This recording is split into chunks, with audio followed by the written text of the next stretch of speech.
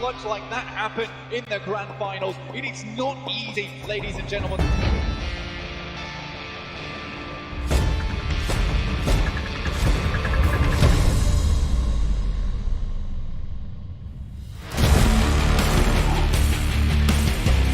That's a good one. That's a banger, and that's a banger indeed. He hasn't got in to finish him off just yet. Runs round the corner. Oh! The damage.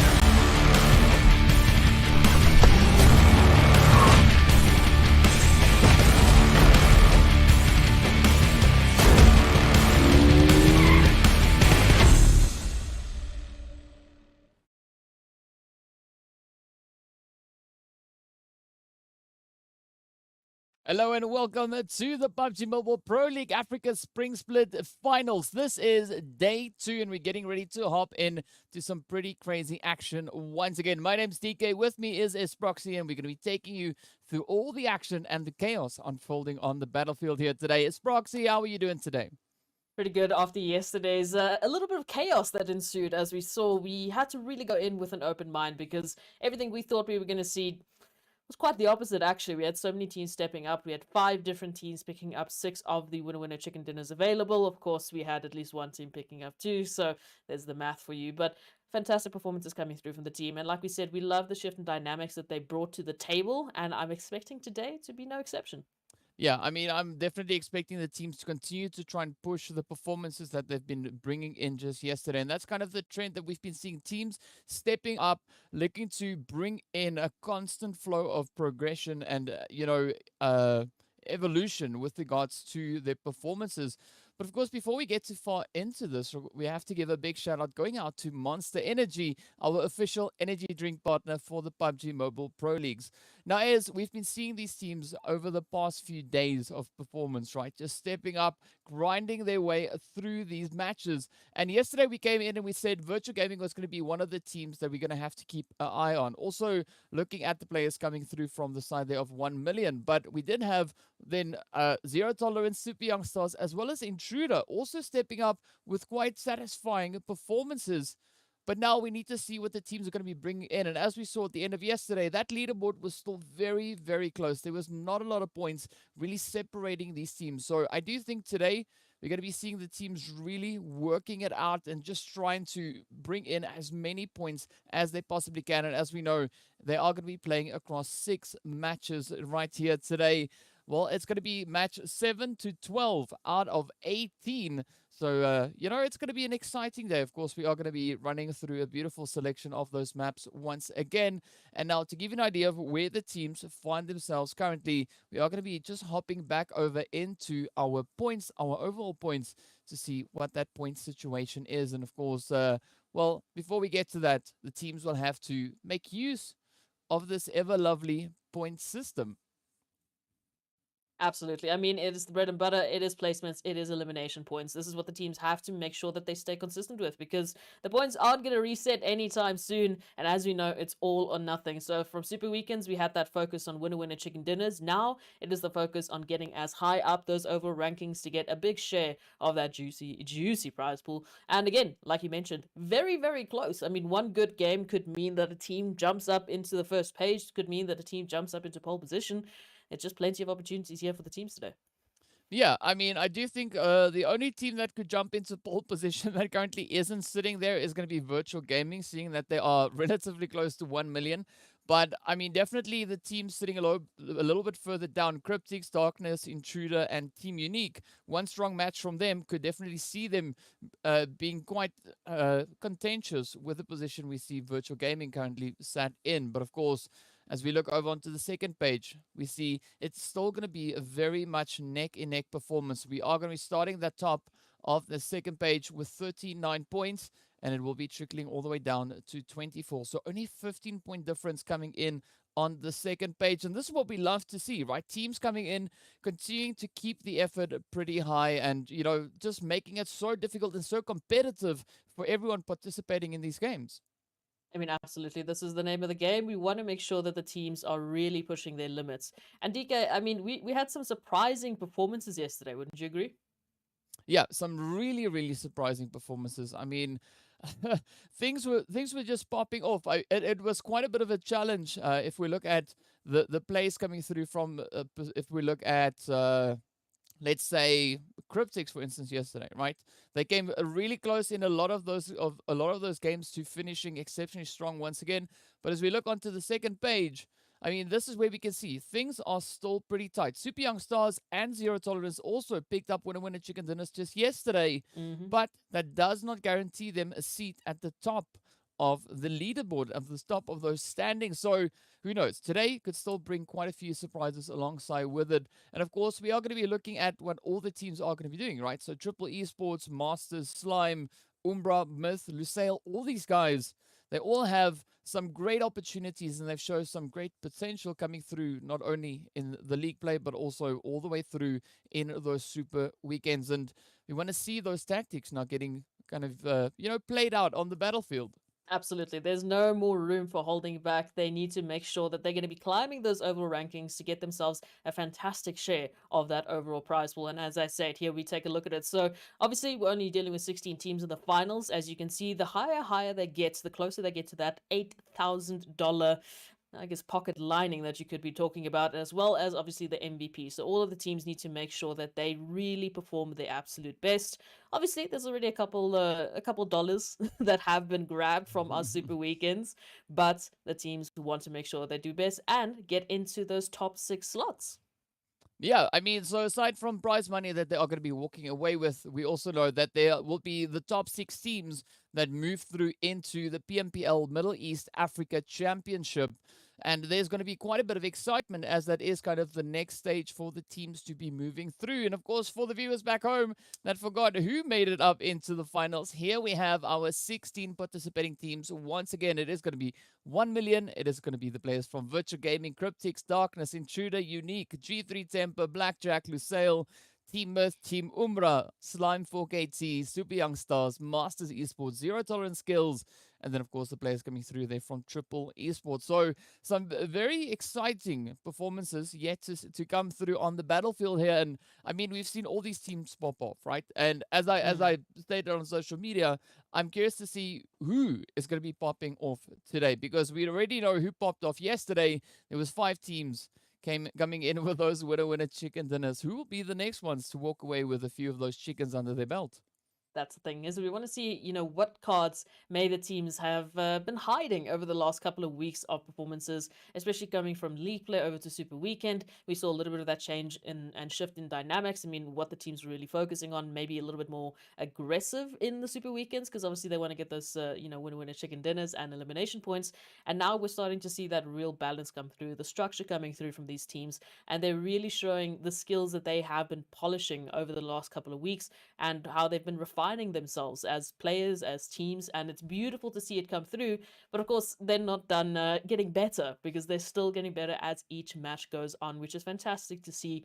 And I'm very keen to see if we're going to have, those different champions coming through today. Are we going to have some of the names that we generally do see at the top, from Super Weekends and League Play, make a statement today? Who knows? We'll have to wait and see. But I still think we need to keep an open mind. I feel like any team at this point in time is an absolute competitor. There's a reason they have made them, they've made it to PMPL Africa. Firstly, there's a reason they made it to the top 16. Secondly, and thirdly, of course, we said yesterday, every single one of these teams are worthy for that overall title.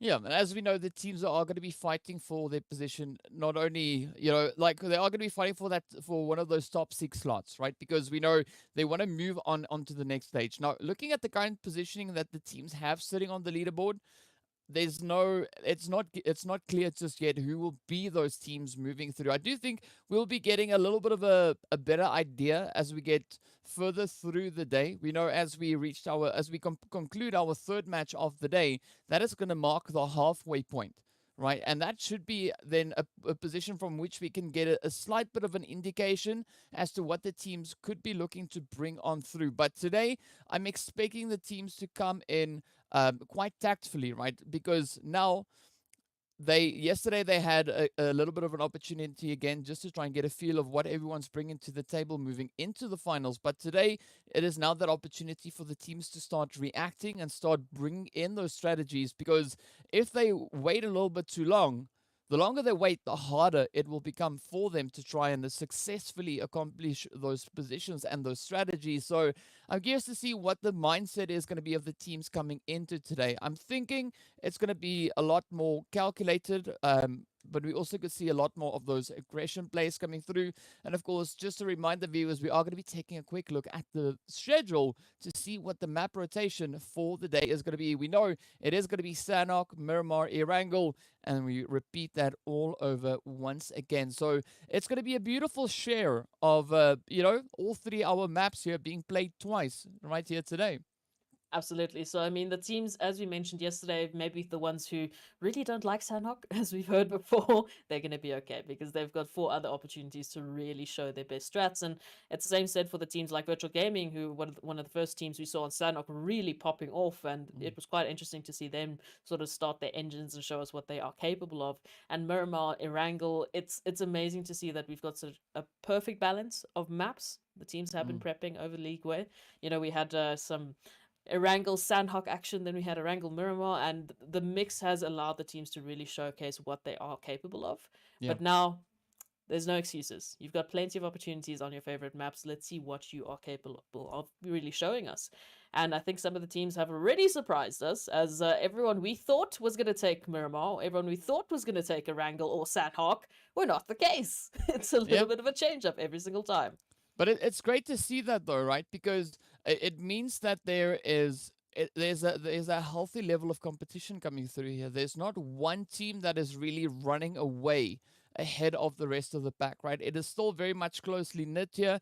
Everyone is pretty much in a very similar kind of position as to regards of the tactics that they can bring onto the battlefield. But what we're going to be looking at today is how consistent the teams can perform to that, right? Because we know it's all coming down to trying to run this like you would do a marathon, right? There's no point in having one fantastic game but falling off after that. You have to consistently keep up that pace.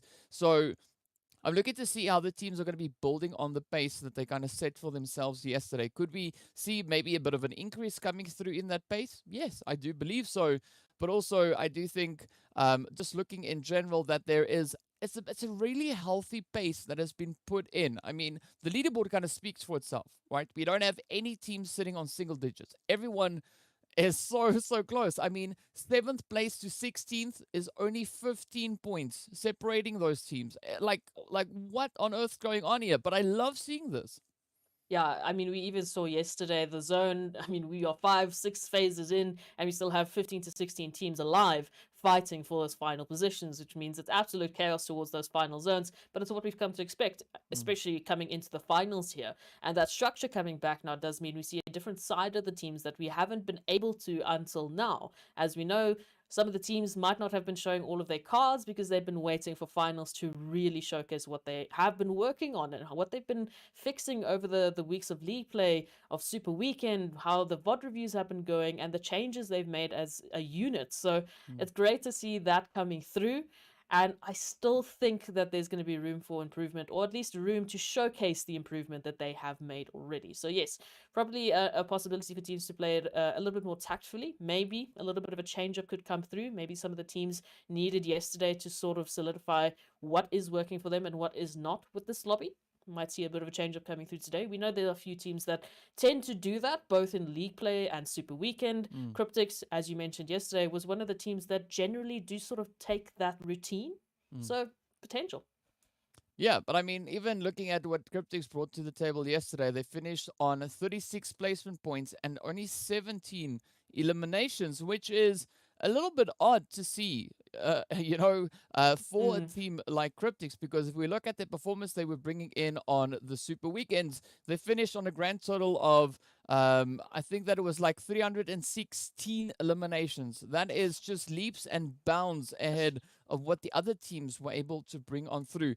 But we're not really seeing that come through in the finals just yet, right? That could possibly be changing all today. But what I'm also definitely seeing is that the rest of the lobby stepped up their game, right? To not allow Cryptics to come in with yet such a crazy runaway performance once again. So to me, that speaks volumes as to the growth and the kind of tactics that the teams have brought in. It does show that they've really put effort in working through those VODs, coming up with strategies and tactics to try and best combat the opposing team. So this was what makes it so exciting because, I mean, everyone is really just popping off. The only one team that we see so far sitting on a single-digit elimination, and that is the Super Young Stars. But they've made up for that coming in with 27 placement points, right? The rest of the lobby, everyone else is sitting on double-digit numbers. So that is obviously just going to be continuously changing as we make our way through today's games.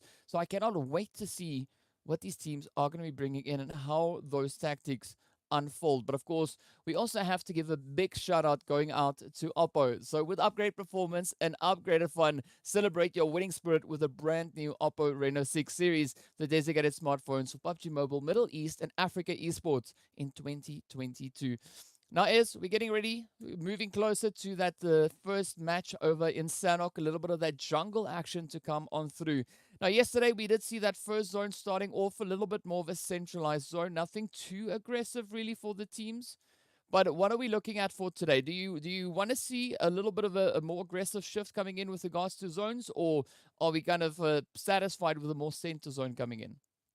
Look, I think on Sanhok, it's not as much of a, an impact as we do see for the rest of the maps. But I think, let's throw a little bit of a wrench to the works. Let's once again have a bit of a crazy water shift, maybe, really force the teams into a bit of a corner and see what they are made of. As you said, let's test the teams. Let's see what they really can show us. We had a few of those eastern zones yesterday, and I think we had a northwestern zone once or twice. So, I mean, there's plenty of opportunities, I think, on Sanhok as well to really showcase some of the other sides of the map that we haven't had the pleasure of viewing so far.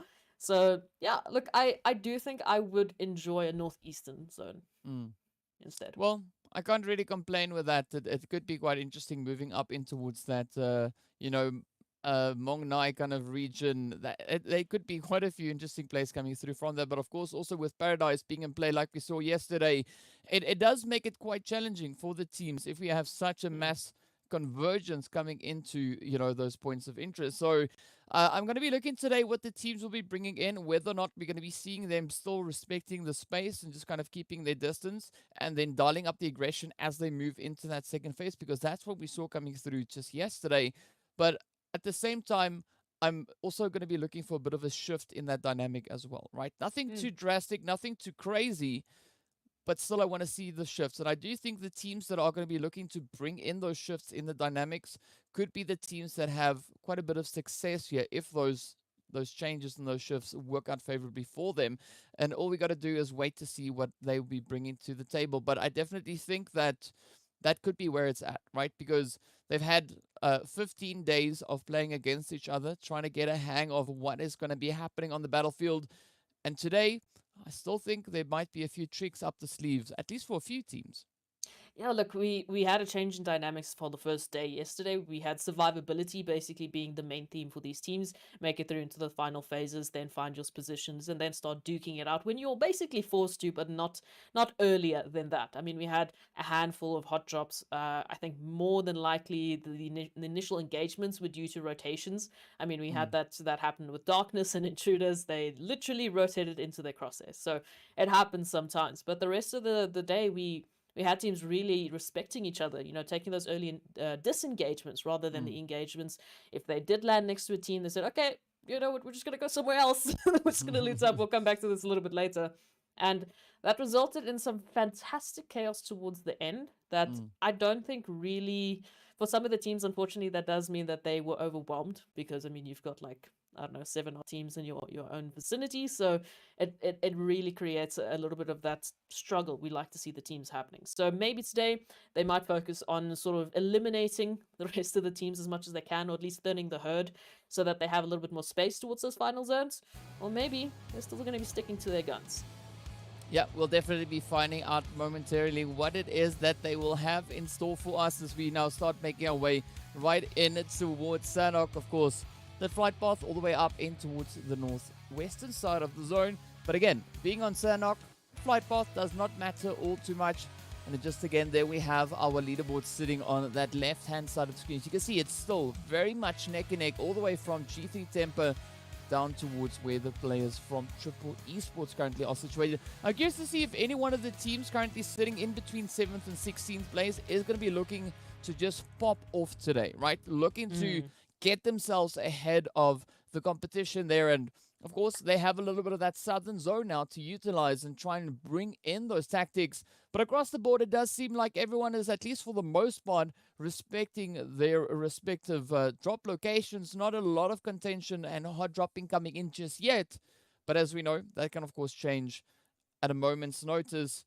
And now it's down to what those rotations will bring on through, as we have Darkness once again moving into the usual spot. G3 also with a little bit of a spread there, Unique venturing up onto the side there of Quarry, but also Zero Tolerance, Blackjack, and of course the players coming through from the side there of Darkness, just moving into that little bit more eastern side. But looking at where the zone is, I do think Painan could be quite a hot spot to be holding, particularly in the zone. Yeah, and we were talking about, potential shifts that might be coming through today. I'm already seeing Super Young Stars, instead of going towards Paradise Resort, which has been sort of the contentious spot with them and virtual gaming, they have opted for Lakawai. I can never say that name. Anyway, but at least they've changed it up a little bit. They're not looking for those early engagements. So, I mean, they did have a bit of trouble yesterday as well due to that. So I like the changes that are coming, DK. And of course, for the viewers at home, if you want to win a little bit of something yourself, make sure you can just go open PUBG Mobile, go to the Esports Event Center and participate in the event to earn a few special rewards. A little bit of PMPL sort of setup that we can run there, some skins. You can say, hey, I got a PMPL skin. What do you have? Yeah, you can look like a boss, right? That's what it is. You can look like a boss while playing a little bit of that PUBG, and of course, it's always interesting to see all the different skins that everyone's been able to accumulate. Oh yes. As I know Max is always chasing the vehicles. He always wants those vehicle skins. With varying levels of success with regards to whether or not he actually gets those, because it's all down to RNG, and sometimes RNG works in your favor, other days not so much.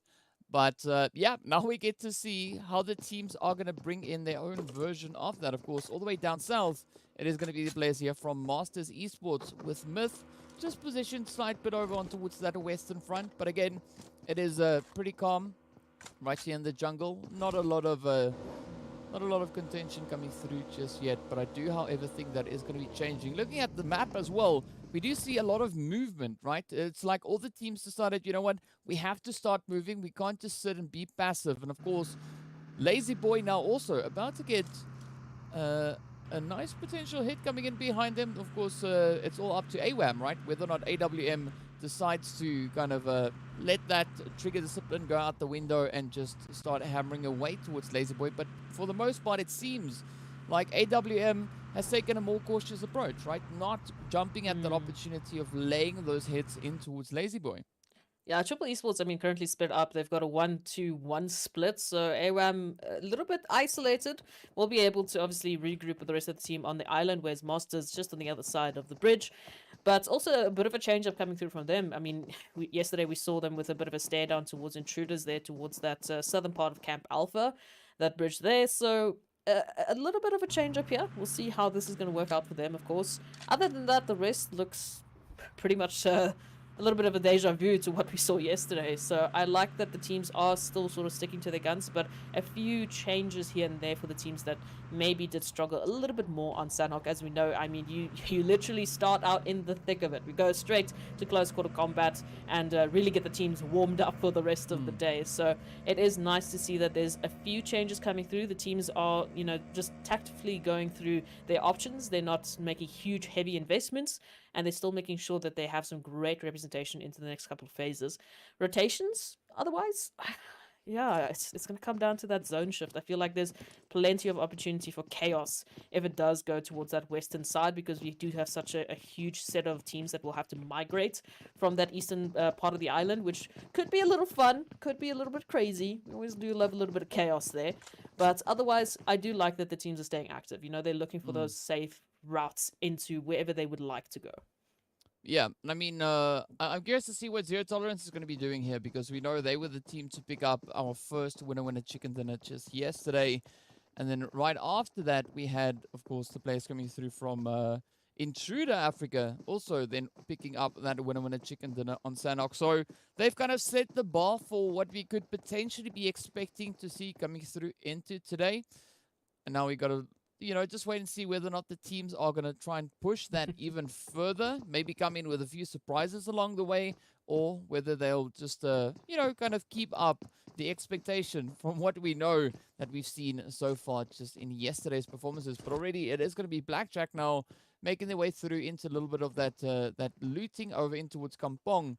But they've got Super Young Stars, as we can see, also now moving in, just starting to surround them ever so slightly. Meanwhile, Zero Tolerance right here on the edge of that southern portion of Quarry, and up north, we can see Umbra. So the team's definitely starting to get themselves set up. Not taking the engagements just yet, but definitely looking to get that setup sorted. Yeah, so I mean, what's interesting to me as well is that we do still have a few of the teams just sort of favoring, the later rotations. And I mean, that was a little bit of an interesting point, especially towards Miramar. We had some of the teams not making heavy investments, just waiting for the teams to sort of make their central rotations. And that's exactly what's happened now. The teams that did find themselves into the zone are slowly but surely sort of shifting towards the center, not as greatly as what we would see on the other maps, but you can still see them sort of just pulling away from the edge of the zone, right? If they get the opportunity, they're going to head to the center to make sure that it's as easy for them as possible to potentially get zone blessed. We never know. Could always go the other way. But I do like that we're still sort of seeing that happen. I am interested to see if Super Young Stars and Blackjack are going to find each other. And hey, maybe we could have a little bit of this cave action that Unique is finding themselves in. That would be a very interesting zone shift. Can you imagine? We have a cave finish. Yeah, cave is quite challenging to play, right? Especially looking at, the limited amount of entrances you've got into it. And also, there's only the one entrance on the land side, one entrance on the water side. And then, of course, you've got that lovely gaping hole sitting at the very, very top of it. And that's sometimes a little bit more challenging to defend. But what's also now going to be a little bit more challenging is going to be the players here from Blackjack who find themselves in a bit of a 2-2 split, right? We got MG and Reverb right in front of the players here from Super Young Stars, while Zane and Lelouch are all the way down south towards that more docks position. So this is where they still need to practice a little bit of caution, because if Reverb or MG gets spotted out, it is going to be 4 players coming in swinging right behind them. Yeah, no, I don't want that. Please, let's not start Sanhok like this right now. I did see MG already taking a little bit of damage there, so we will see. I mean, especially if they take a little bit of the wrong turn on the road and they don't regroup, they might be running straight into either Zero Tolerance or at least the crosshairs there of Team Unique. So we'll see how they're gonna deal with that one. We do have the sort of Cryptics net coming through from the northern side. All of the players from Cryptics still alone, but slowly but surely moving into that northern side of the zone, with Slime4 AT potentially getting a little bit too close to Lazy Boy. We'll see. Lusail, they'll be fine. They've got such a nice peaceful rotation there towards Ruins, but we already see Umbra finding 1 million there towards Quarry, so that could be very interesting, especially with the teams just in that same vicinity. Yeah, and that's an interesting angle for 1 million to come in from, because we know they've got that high ground angle, as we can see Dexter, of course, being the player that got a hit. The res has come through for them, so 1 million back up on towards their 4 players. But now they got to look to try and see if they can reach across, of course, just scanning the vicinity. But Umbra having a little bit of that lower position. They have a really good spread coming through, as we can see them now just starting to try and occupy this compound as best they can. But of course, we do have more engagements continuing to find its way in on towards the battlefield. And this is where by none, again, is going to be a little bit of a challenging angle, right? Darkness having 2 of their players knocked now, getting both of them rest right back on through. But Intruder definitely just tapping away there, but also not disengaging, right? They're still just hanging around. And maybe we could see them now either reposition into a more advantageous angle, or maybe they could just be looking to keep up the pressure on towards Darkness now.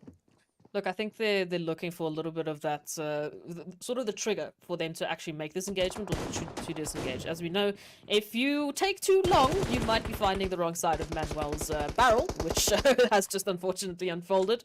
And of course, Darkness now just getting a little bit of revenge there, finding at least one. But again, not taking that push, not jumping out of pine, not jumping out of cover anytime soon, because they have the advantage at the time.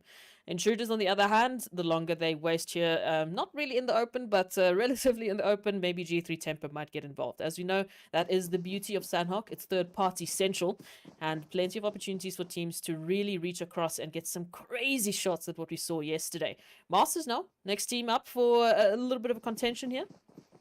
A little bit of a shuffle coming through. Angelo, of course, now just waiting up alongside the rock as we do see Broly and the rest of Myth now rushing on forward. But unfortunately, it is going to be just a little bit too overpowering, having a full squad descending down on your position. No surprise, really, to see Angelo getting taken down there. It's unfortunate that that happened to Masters Esports so early on in this match. But now, all they got to do is look to reposition and set up a bit of a gatekeep potentially now, as they know there's at least one team coming in behind them.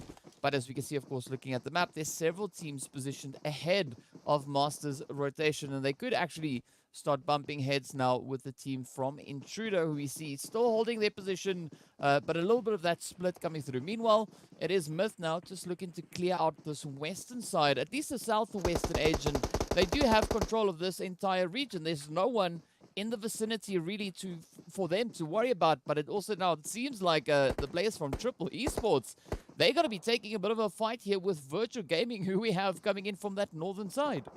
Who are just shoulder to shoulder with 1 million esports, who we know had a little bit of their own engagement earlier on. So who knows what's going to happen this time around. Already one knocked here for Virtual Gaming, Alpha Luigi, who still needs to be recovered. But Triple Esports slowly but surely just repositioning to try get a better line of sight into the movements here of Virtual Gaming, who are looking to reset here. Triple Esports, I feel like they're a little bit eager to get a little bit of something started here. The duo split coming through, so might be a little bit fun to see how they can work with that. Of course, we know plenty of teams here towards the northern part of the new zone that's just shifted. And G3 Temper unique. I mean, hey, Cave is still in play. I'm just saying it could be fun. It could be fun. But it's no surprise. It's no surprise really to see that performance or that kind of strategy coming through from the side of Triple Esports, because we know they are currently sitting on 24 points, right? So they know that they need points, and that is, you know, kind of evident in their approach coming into this very first match. They're looking for any potential angle, but also at the same time looking to play it as calculated as they possibly can. With Master now starting to push forward on towards Flacco, but fortunately for Flacco, that elbow was just sticking out, so it made for a very easy trade-off coming through. With that, of course, the confirmation comes in as well. Now it's up to DMX, just holding on the front line. But ideally, this is where we would have liked to see Triple Esports move up as a entity instead of coming through, you know, with a bit of that split approach. It's quite devastating for them, though. Look, yesterday it was toes for Team Unique. Today it's elbows for Triple Esports. You know, it's unfortunate, but if you're gonna give a pixel away to these teams, they are gonna make it work and take you out. Yeah, I do agree that look, the duo split coming through, it can be great for sort of staying, you know, active and really keeping that information in check. But as soon as one of those players, you know, gets soloed and their duo partner gets taken away, then all of a sudden you are set to recover. I mean, then you're down to 3 members. You need to sort of regroup and try and help out, in this case DMX, who is now being surrounded by not only G3 Temper, but of course Slime 4KT, who are currently making the rotation here towards the northern side, looking to get involved in DMX. Oh, back open right now to Slime 4KT, and I mean, choose your poison here, G3 Temper or Slime 4KT? Yeah, I mean, it's a bit of a tough position for DMX to get caught in, but now it all comes down to whether or not DMX is going to wait for Slime maybe to take that engagement with G3 to get that distraction. So we could see a bit of an escape coming through here, but definitely it is going to be quite a challenge now for DMX to make a successful push from there. I mean, the smoke has been deployed, but that's not going to stop the line of sight coming through from the side of G3, and they are quite attentive, perched up in their compound. They're not going to let any potential engagements or points slide away from them. Meanwhile, we do see Miramar also out in the open looking to just sneak their way on through. But it does seem like that ridge or that hilltop is at least working out for the time being. Meanwhile, as we hop over in towards the quarry, we do see Umbra and 1 million now getting ready rather to get into a little bit of a back and forth here as that nade now gets sent across over on towards the side of Umbra. But fortunately, it does not make the connection, right? That tree really paying off this time around. We did see DMX also now in the feed getting eliminated. Lusail also looking to crash in on that party, as we can see now coming through on that map. That zone, of course, is going to get ready to move, and it moves all the way down towards the southern side. So this is where Intruder, Darkness, and all the teams currently situated in zone, they are a little bit zone blessed, but now they got to look to fortify their positions. They got to look to keep up those defenses and just, you know, stop any potential rotations coming too far into the zone. Cave. I'm just gonna say that. Anyway, we'll see what's gonna happen here. I mean, plenty of opportunities for Masters who've had to reset as well. Darkness, they've also found themselves a nice little bit of an angle here to work with. The rest of the teams as well, we mentioned, you know, that four-way split between Lusail, G3 Temper, Slime4KT, and Triple Esports, well, has one less. Triple Esports been sent back to the lobby for the time being, and now it's just a bit of a stalemate here between our three teams, G3, Slime4KT, and Lusail, who are looking to make a rotation out. They've taken, unfortunately, the most amounts of losses here. They're down to 2, and I don't think they want to get involved for the time being. I mean, G3 Temper, Slime4KT, they've got a bit of a showdown right up ahead of them. Meanwhile, the rest of the team's now making a bit of a rotation. Super Young Stars making a bit of a swim there towards Cave as well, and we can see already a few enjoyable moments in the feed, as still plenty of rotations have to be made. Cryptics as well, just sneaking on in between Super Young Stars and Team Unique. And we got to see a lot of this now coming through as the teams are really trying to sneak their way into those positions. Of course, now Sly coming under fire. As you can see, Super Young Stars catching those pixels out of place and taking action. But up comes the rush now as Phantom takes down Joker. And it is quite a devastating position now for the Super Young Stars to be in, as all their hopes and dreams was reliant only on Cronboy, who we saw out in the water, but unfortunately down they go. Of course, now Cryptics just creeping their way up in towards Cave. So at least says you've got one team moving up in towards Cave with Unique just holding up on the high ground just above that. But of course, now up comes Watson there from Lusail as well. And that could go one of two ways, either rotating up into the mouth of Cave is where we see Wanted, or just looking to push up the hill. But now the pressure is going to be applied. Oh, the anxiety that Lusail is giving me is not working for me. Team Unique now trying to reset as well, whereas Watson and Wanted, they just want to regroup, you know? They want to work with their buddies here, but unfortunately, it is an obstacle of Team Unique standing in their way currently, and they can't really take a different route because all of the teams now making their rotations into the zone. We can see the feed lighting up as the rest of the teams are looking for some space here. Wow, Umbra now finding G3 Temper, so the numbers the G3 were accumulating not looking too good, but we'll see if they can survive this, as well as 1 million. Of course, currently our poll leaders now Zero Tolerance, though, looking to put a stop to that coming on through. Night going down. Nice. Vortex and Skydo in this, but they still have to hold the line, as for the time being, 1 million, they survive. Yeah, and with that, it is going to be the end of the road for Zero Tolerance, as we do see the players here from Virtual Gaming coming through with quite a few devastating blows right up in the side of them. But of course, it is going to be now up to the rest of the teams, the remaining 13 teams, to get themselves positioned. We've got a few players just on the very verge of that blue zone. 1 million, of course, now succumbing to the damage coming in from that blue. But Umbra keeping a very watchful eye, as we can see on the hill in front of us here, thanks to one shot. He's now keeping a very watchful eye on them. Takes a quick hit over onto what's wasted. But, oh, that ranged assault is quite challenging. As you can see, Morteza and the rest of the team now also looking to move on through. Meanwhile, it is going to be Myth now trying to just lay down a little bit of pressure onto the players there from Darkness coming in from that western side. But Umbra, Shadowin, now spotting Slime4KT right here alongside them. But, of course, they have to look to reposition. They have to secure their positions coming on through. Darkness, meanwhile, will get sent back into the lobby, but now the rush is on. They only have a limited time left before that blue zone catches up. G3, meanwhile, will be making the way back into the lobby, and of course, it is now just down to those positions being played. Myth now looking for a little bit of this building thanks to Masters Esports, who has currently got the real estate here to work with. We'll see if Merman has anything to say about that. Ilias just holding the line, looking for the angles here, silhouettes through the walls, but of course they don't have the information we do, DK. Ilias and Sin now trying to hold the line here for Masters. Ban is up, but for not the best of HP. Farok now. Yeah, trying to get a bit of a res towards Ramsey, and then they have to still try and take out Masters, who have had the time to reset.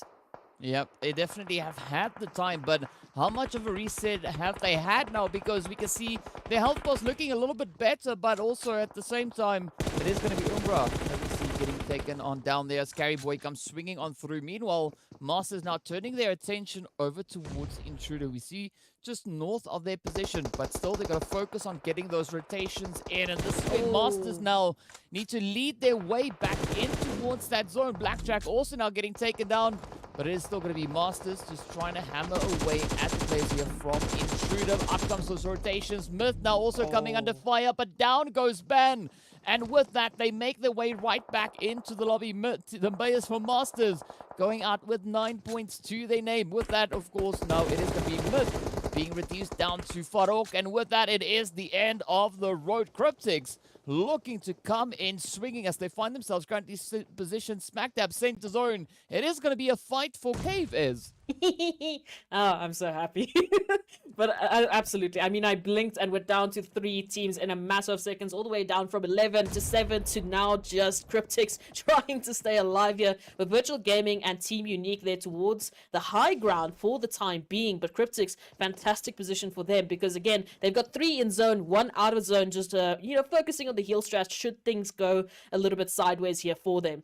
Their best bet is if Unique and Virtual Gaming can get involved and take each other out, then a little bit of opportunity here.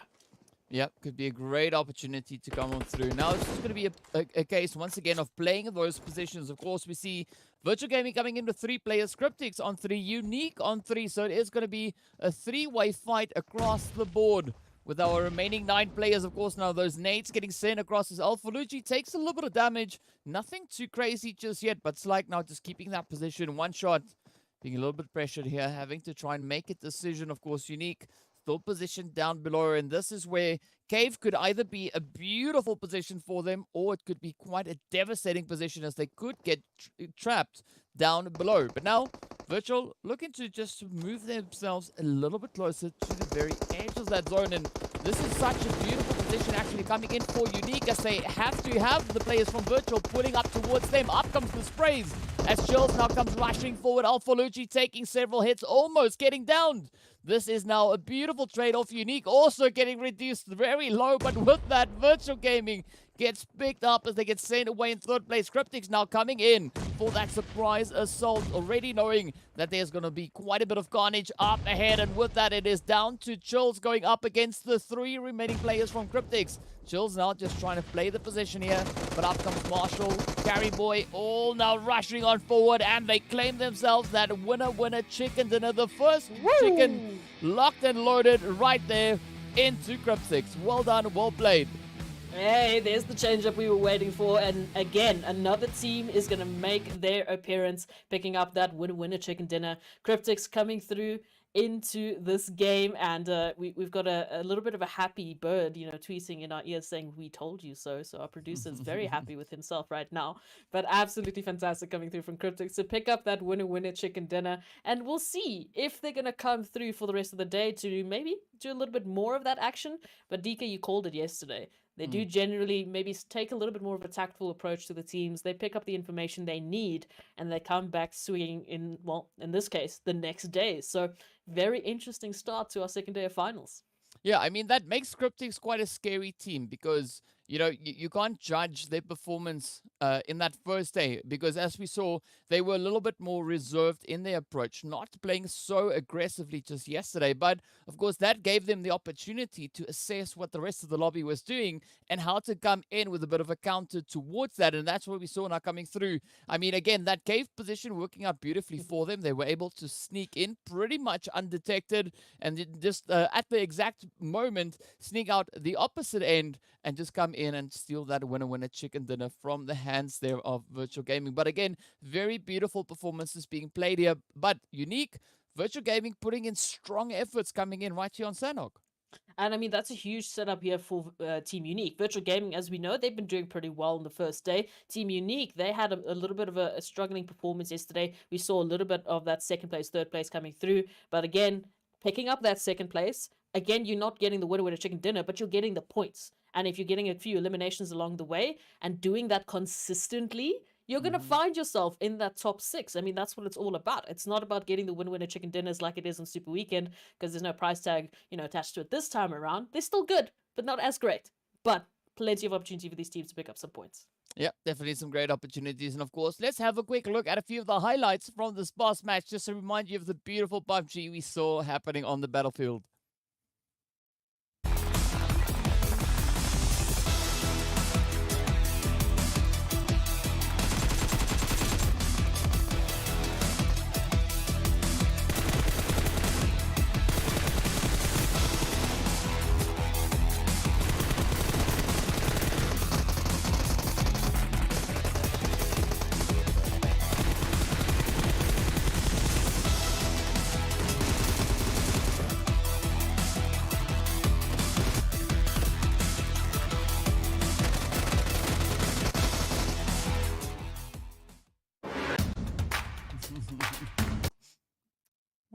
A crazy play coming through there from Cryptics once again, just coming in with that surprise right at the end, rushing forward and, just going up against 2 down players and 1 player that was trying to get that res on through. So, I mean, that was a beautiful big brain strat coming through there from the side of Cryptics.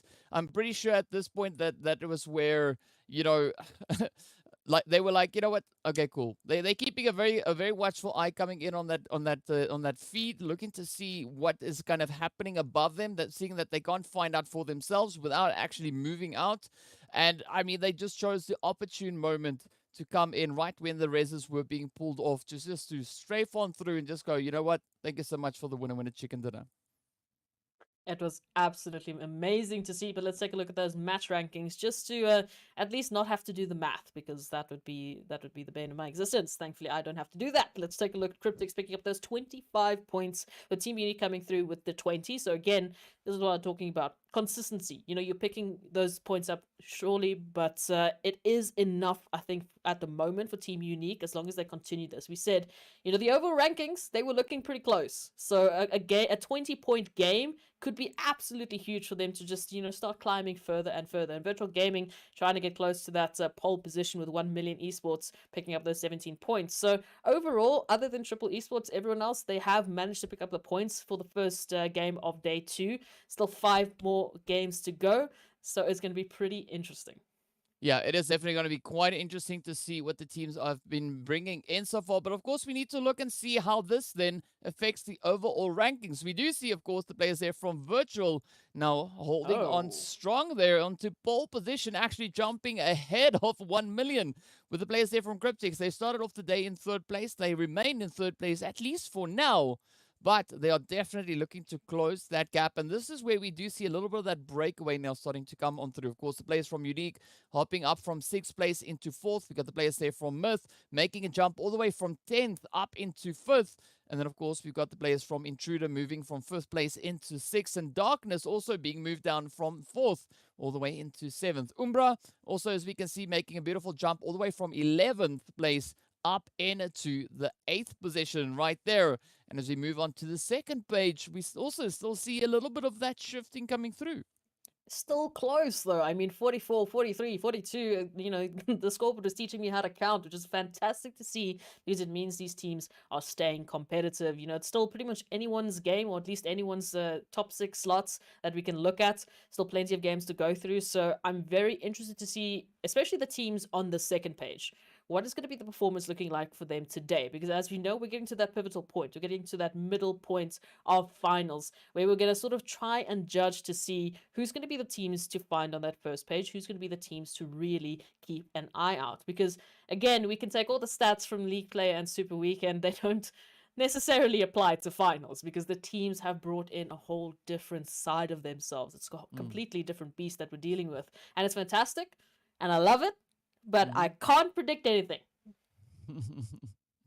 Yeah, I mean, it's difficult to predict what's going to be happening on these games. All we can do is speculate and guesstimate, and that is going to be pretty much that until we see it actually happening on the battlefield. But one thing we don't have to guesstimate about is going to be Monster Energy, our official energy drink partner for the PUBG Mobile Pro Leagues. Now, of course, first match done and dusted. We know next up we are going to be heading straight over into the desert for a little bit more of that long-ranged action to see what the teams are going to be bringing on through.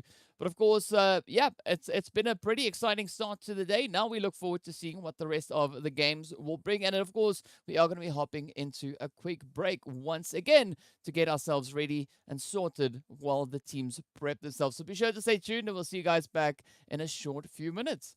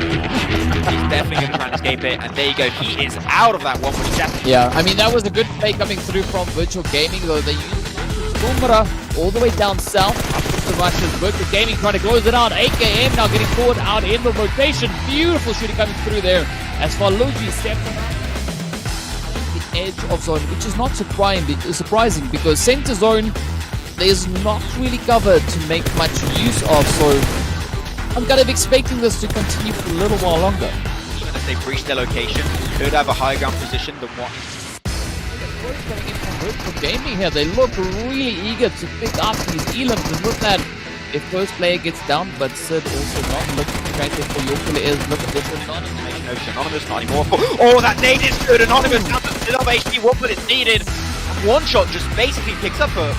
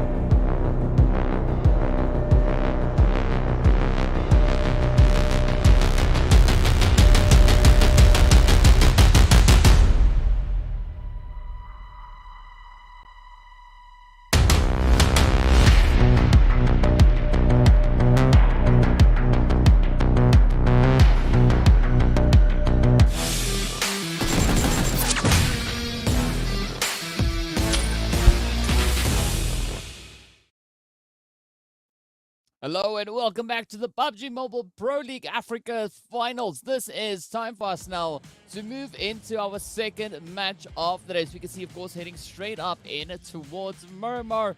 And we've got that flight path now starting all the way up north in Campo Militar, heading down to the southern beach.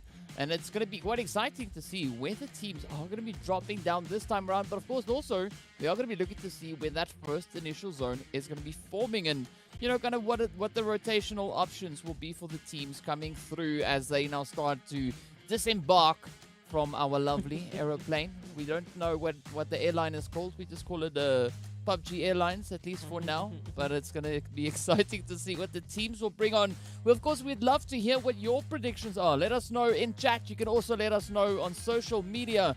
You can head over onto Facebook and Instagram. Search for the PUBG Mobile Esports Africa channels. Tell us what your thoughts are. Tell us who do you think will be picking up the winner chicken dinner right here today. And of course, you could also go ahead and tell us who do you think is going to be the team to sit at the top of the leaderboard after today's matches. Absolutely, and taking a little bit of a sliver there of the southeastern side of Miramar, so a little bit of an opportunity for some of these teams to really show us their alternative drop sites. I mean, Cryptics is one of the teams I'm going to be looking out for because we know they generally do go a little bit more towards that western side. And speaking of the west, well, better get into a car, take a little bit of a drive that side because the zone has taken a nice, interesting shift here, DK. So I don't know, what do you think about this one? Oh, that is, I gotta say, I love it though, right? I mean, a beautiful, beautiful, crazy, mean shift coming in, sitting all the way over on towards that western side. And yeah, I mean, this is going to be quite interesting to see how the team's going to be looking to rotate their way back on through that entire western side, obviously being pretty open as everyone can see. But now it comes down to where the teams are going to be looking to rotate in towards. We know, of course, the players from Super Young Stars, they like to frequent that western side. So maybe we could see them pushing all the way across. Maybe taking a little bit of that route. So towards the northern side, since they're all the way there towards Campo Militar, so nice little bit of a drive there for them. And ooh, okay, all right, it's already a few warning shots being exchanged here, but no crazy engagements right off of the bat. We'll see if there's going to be any sort of changes as the teams, of course, have jumped into the vehicles and they are making a little bit of a journey to try and get themselves set up earlier rather than later, because we know. Straight from Sanhok over to Miramar, a little bit of a change. You go from a 4x4 block map to an 8x8, and this is one of the biggest we've got at the moment. So teams really going to prioritize those migrations into safety and to see if they can set themselves up earlier rather than later. But so far, DK, we've had some interesting sort of sets of events for some of these teams, really. I mean, the changes we've seen from map to map to map has been interesting. Yesterday, we were waiting for G3 Temper and Cryptics, obviously, to be our Miramar champions, but that didn't go as necessarily planned. Now, Cryptics already won winner chicken dinner under the belt. Do you think they are one of the teams that, once again, we're going to have to be a little bit wary of here towards Miramar?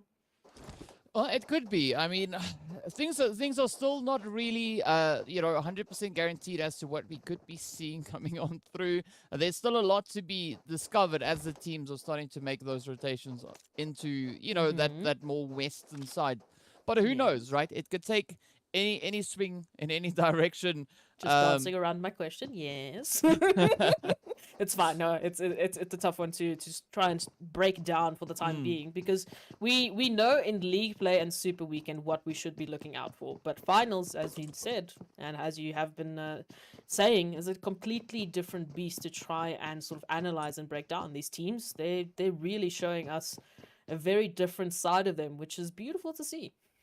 Yeah, I mean, you've been talking about throwing the stat book out the window. It's still in the garden, yes. Yeah, like I'm contemplating throwing my table out the window because, you know, that's just how much the teams have been changing it up, right? So everything that we've been seeing so far from them in league play and in Super Weekend, it almost goes far as to say that it's like you know, like 50% null and void, because yes, we can look at what they've done historically, but they keep on surprising us with what they bring onto the battlefield. And I'm super satisfied by having it be that way because, you know, like we know that the teams are trying to find that rhythm, that flow that works best for them coming in against the teams that they are playing on these matches, right?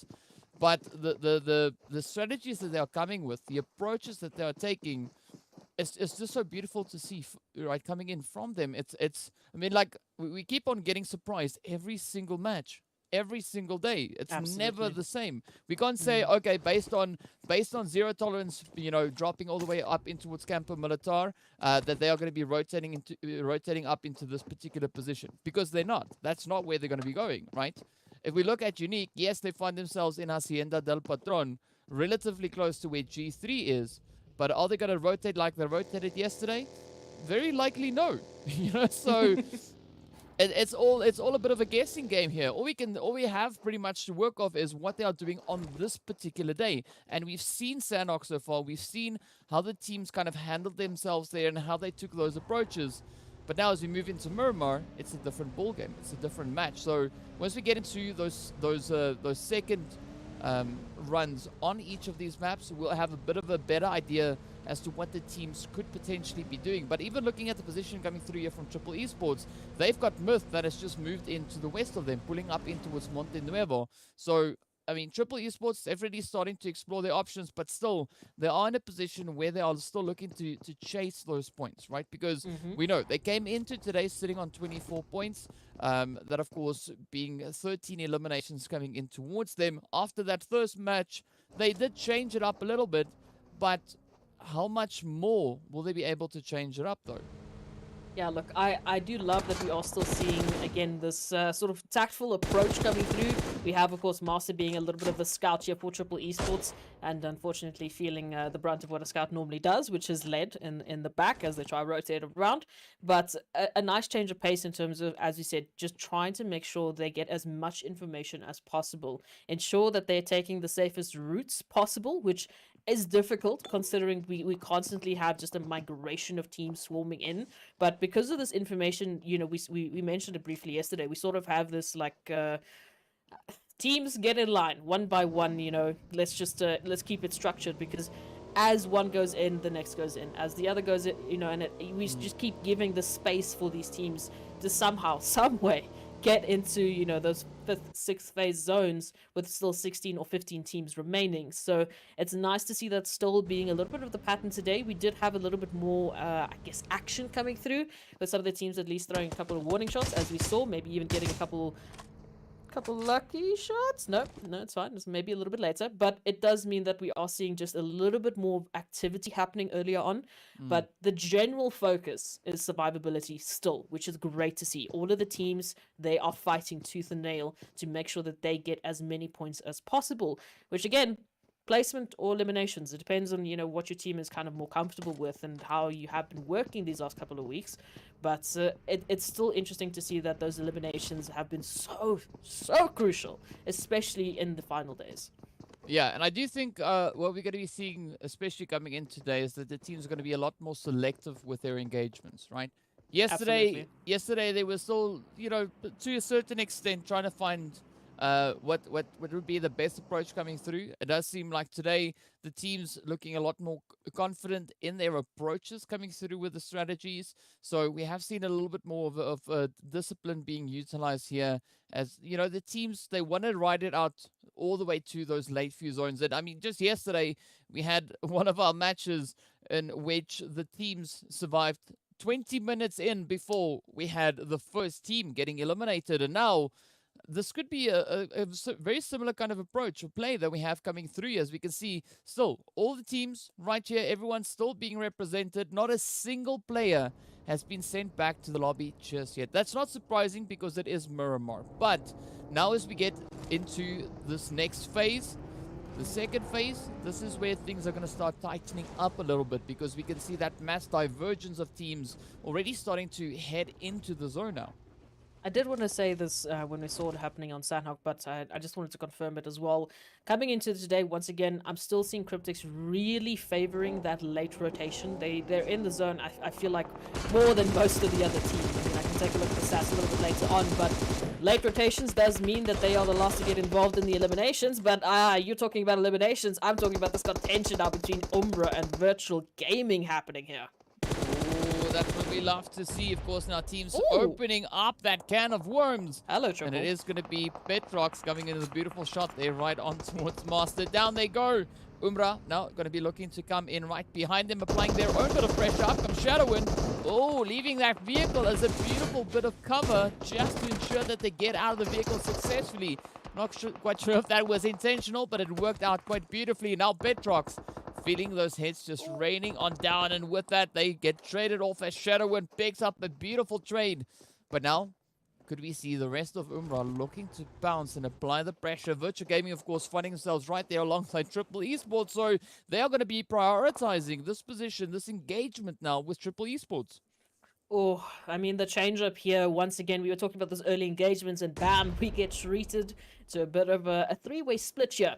We see Myth as well, finding Virtual Gaming, of course. A little bit of a knock there onto Virtual Gaming, who have to now try and recover. One shot taking quite a bit of damage as well. And Alpha Luigi might be confirmed alongside Petrox sooner rather than later. We'll see if they can recover that for the time being. Triple Esports down to 3, but still holding a nice little bit of cover here. So one shot now. Trying to med up and look for the angle here towards Triple Esports from Mar out to the open. Oh, yes, yes, yes, yes, yes. Oh, that. Oh, it's no! A little bit higher, please. We're so close. But for the now, Triple Esports, they're still in this one. And Umbra, they've just taken a bit of a step back, waiting for this to sort of just unfold and see who's the next team they need to focus on. Because there's a bit of a split here between Virtual Gaming and Triple. And Myth now rolling on up. Maybe AWAM might be the next player that has to deal with the brunt of the amp. Oh, that's not fun.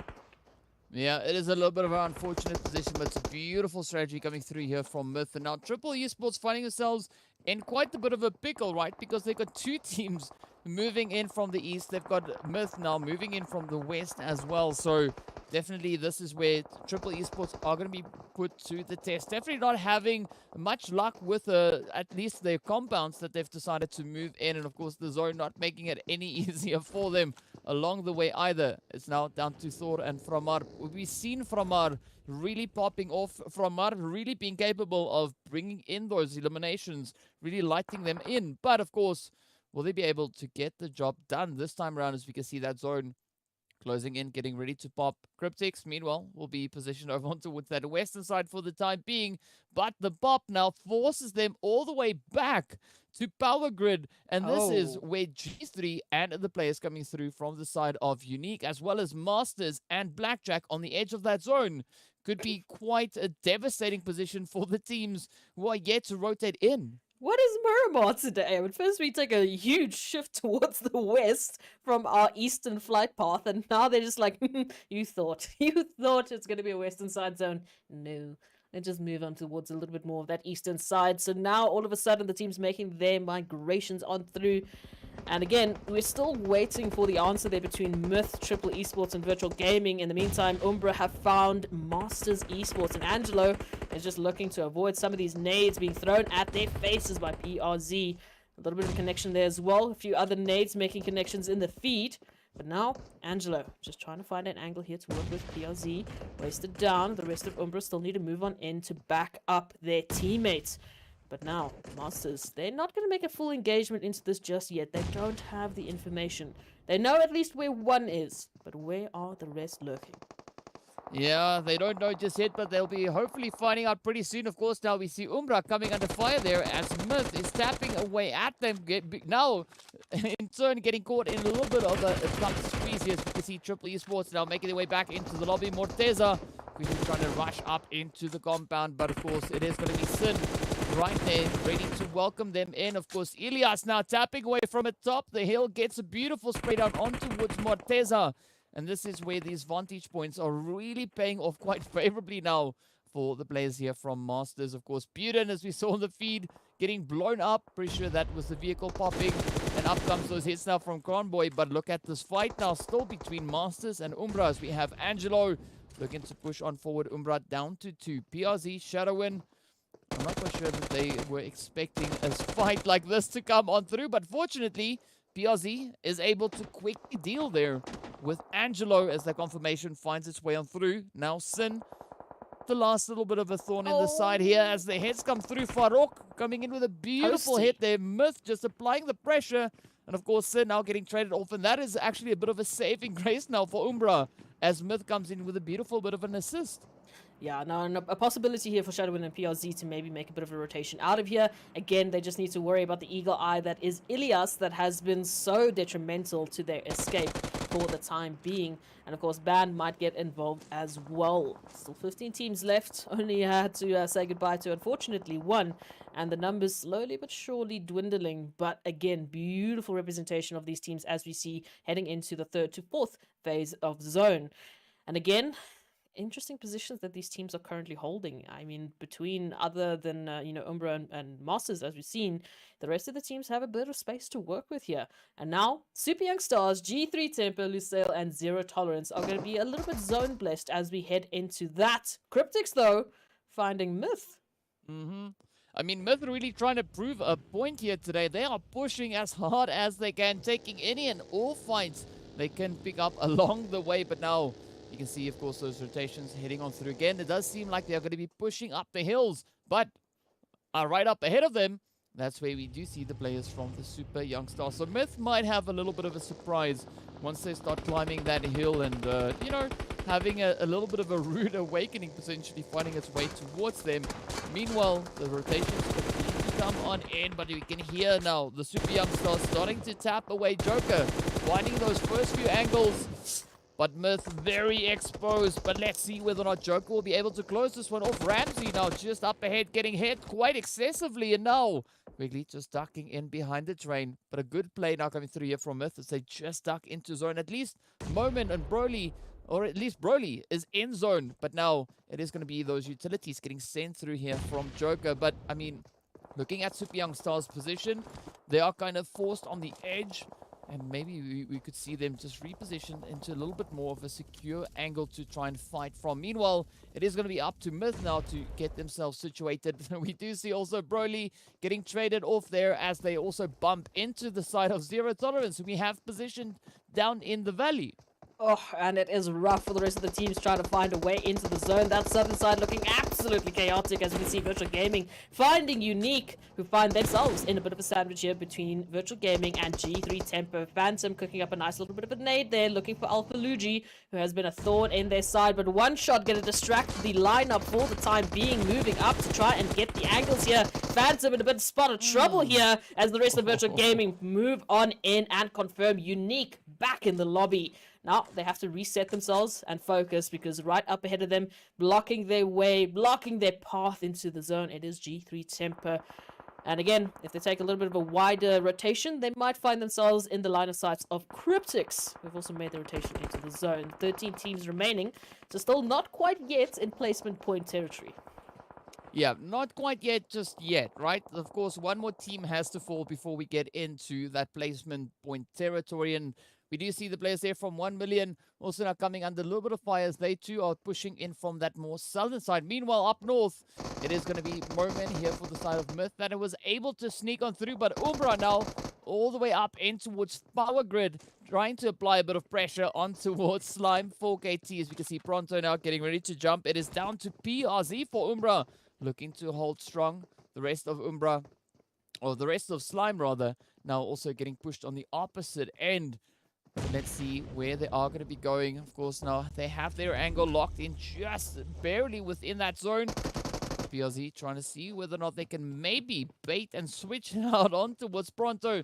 They have to be careful, because you can see the players from Intruder just sitting over towards that western side. Not really within reach just yet, but now up comes Pronto, trying to just find the angles into PRZ. Of course, that blue zone is inflicting quite a bit of damage, but fortunately, PRZ is able to apply that first aid kit. Of course, rather the med kit, and now the first aid kit, rather, being brought in here by Pronto, who now turns their focus to getting back in towards the zone. And this is a bit of a window now for PRZ to just come sneaking on through. But again, it is going to be a rather risky rotation to get up in towards this next zone. Oh, absolutely. And the rest of the teams are starting to pick each other apart as they look for placement points, as they look for a little bit of alleviation from the pressure. Of course, Umbra unfortunately being confirmed as PRZ goes out, and the rest of the teams still looking for a way into the zone. Intruders now setting their sights here towards 1 million. We're just around the corner, but of course, needs to find the angle. Raouf now coming through from the southern side on the ridge line. Bam! Finds Knight. Has a spot of trouble here for Dexter as well, but the smokes are going to be popped and a little bit of an opportunity here to get some cover, but the push comes on through. Raouf around the corner looking for the spray through. The smoke is not going to quite yet make the connection. Dexter still alive, but has to deal with the onslaught here coming through from Intruders, and is it going to be enough? Finds a little bit of damage onto one. Raouf still alive somehow. Dexter looking for the angle. Bam. Hello. Thank you for coming to the window. Intruders now down to 1. As Omar has to watch the feed unfold right up ahead of them. And Dexter is alive, but how long is the question? Slimefork 18 now might get involved as well. Yeah, they definitely could get involved, and of course it could be a beautiful opportunity for them now to strike, but that blue zone is going to be moving in, so the pressure will be on Intruder. Down to Omar, trying to run it out, but up comes this hit as Slime step on in, and off they go. Intruder making their way back into the lobby. It is, of course, going to be Dexter now left for the side of 1 million, looking to see whether or not they can squeeze themselves back in towards the zone. We can see Cryptics also just up ahead, looking to keep a bit of that gatekeeping position as one shot now gets confirmed on through as Super Young Stars up on the high ground, just leveraging the angles they've got. But let's see whether or not they are going to be able to pull this one through. Of course, Cryptics looking pretty strong, though, still having their 3 players left. And they have a beautiful angle set up in towards that zone. But now, up comes the challenge as Myth makes their way back as well. Ramsey getting taken out. Let's see whether or not... Oh, no, definitely not, as Dexter gets confirmed up as well. And up comes Zeus, the next one up for the prize. Will they get taken down? Of course, that vehicle, fortunately, already getting blown up. So Zeus now having an additional bit of hard cover to utilize while quickly trying to get that health bar back up once again. Meanwhile, also, Slimefork AT keeping their eyes very much glued on towards Zeus. And is it going to be another elbow or toe situation, or could it maybe be a few knees coming on through? Now, that zone taking a bit of a shift, heading further down south. But this is where Cryptics find themselves beautifully zone blessed. And now they can just look to dominate the zone, seeing that there's quite a few rotations still to come through in their direction. Yeah, a few teams there towards the outer part of that zone. But again, Super Young Stars, Zero Tolerance, Blackjack, they have to move on in. So Cryptics will be challenged for their position. First team up for the bats is Lusail, popping a molly through the window. Senke and Lazy Boy having to rotate on out. And Wanted putting quite a bit of pressure as the rest of the team rotates on through, but needs to be careful. Gonna get caught out in the open with a molly in hand. Does somehow find the connection onto Lazy Boy. Now turn the attention to Senke. They go into the building and bam, bam, bam, left, right, and center. Wanted goes down. Senke gonna hold the line here for Cryptics. Marshall and Senke now having to take on the rest of the 3 remaining players here from Lusail, who just throw an absolutely insane barrage of nades into the building. Marshall down to 1. And unfortunately not in a position here to get involved. Yeah, it's going to be a bit of a tricky play now for Marshall as that pressure is being applied. Super Young Stars look to move on through. Cryptics now, of course, getting eliminated. Back they go. It's a beautiful performance coming through for the Super Young Stars. But now it is down to our final 6 teams. Blackjack moving in from that northeastern side, looking to contest the position coming through here for Lusail. But they've got to be cautious because we got Slime just holding on a little bit further down south. Meanwhile, Super Young Stars turning their attention back in on towards the players there from Zero Tolerance. We're looking to push through, of course, Storm getting that beautiful confirmation on towards Lashin. Salam, meanwhile, is going to be cooking up that nade, looking to see if it can reach all the way across. Does find a little bit of damage coming through onto the side there of Blackjack. But now, Lusail, ooh, coming up behind the Blackjack there. As you can see, MG getting taken right on down as Watson strikes a devastating blow. With that, it is the end of the road for MG. But fortunately, we still have Lelouch and Reverb looking to make a bit of a comeback from that position. But they're not secured in zone just yet. Still having to push a little bit further forward But of course, Zero Tolerance also now on the opposite end, as we can see Lord finding the angle on towards Lelouch. And this is where Blackjack is in a very tough spot, because if they move up, it could either be Lusail or Zero Tolerance right up alongside them, looking to hammer away with those hits, and that could send them right back into the lobby. But it does seem like Lusail now starting to turn their focus on towards Zero Tolerance, while yet to rotate into zone. Meanwhile, Zeus moving in from that southern side, right there alongside Cronboy and Chala for the side of the Super Young Stars. With that, it is the end of the road, as Zeus also now gets traded off Hates, landing quite a devastating blow on towards them. 5 teams now remain, as you can see Blackjack down to 1, Zero Tolerance on 2, potentially 3. Slime and the rest of the lobby also sitting on their 2 players apiece. But where will these positions take them, as the zone has now shifted into that no man's land right amongst all the teams, as Blackjack gets traded off? And they go down to our final 4 teams. 8 players left to try and fight it out for that winner chicken dinner. It's only Super Young Stars that don't have to trek down the ridgeline into the open to try and get into the zone. As you said, it's no man's land. Plenty of opportunities and plenty of angles here to work with. But talking about angles, Lord spotting out Super Young Stars now, looking for those elbows, those toes to get the angles in and get the hits connected. Well, 2-2-2-2-2, a split for all of these teams to work with. So let's see who's going to be the first team to find that engagement. Okay, here comes Watson. Sends out a bit of a nade, looking to see if they can create a bit of an opening onto that side. But now we also see the players there from Super Young Stars getting pinched outside of zone. The nades continue to fly through. Storm taking a little bit of damage.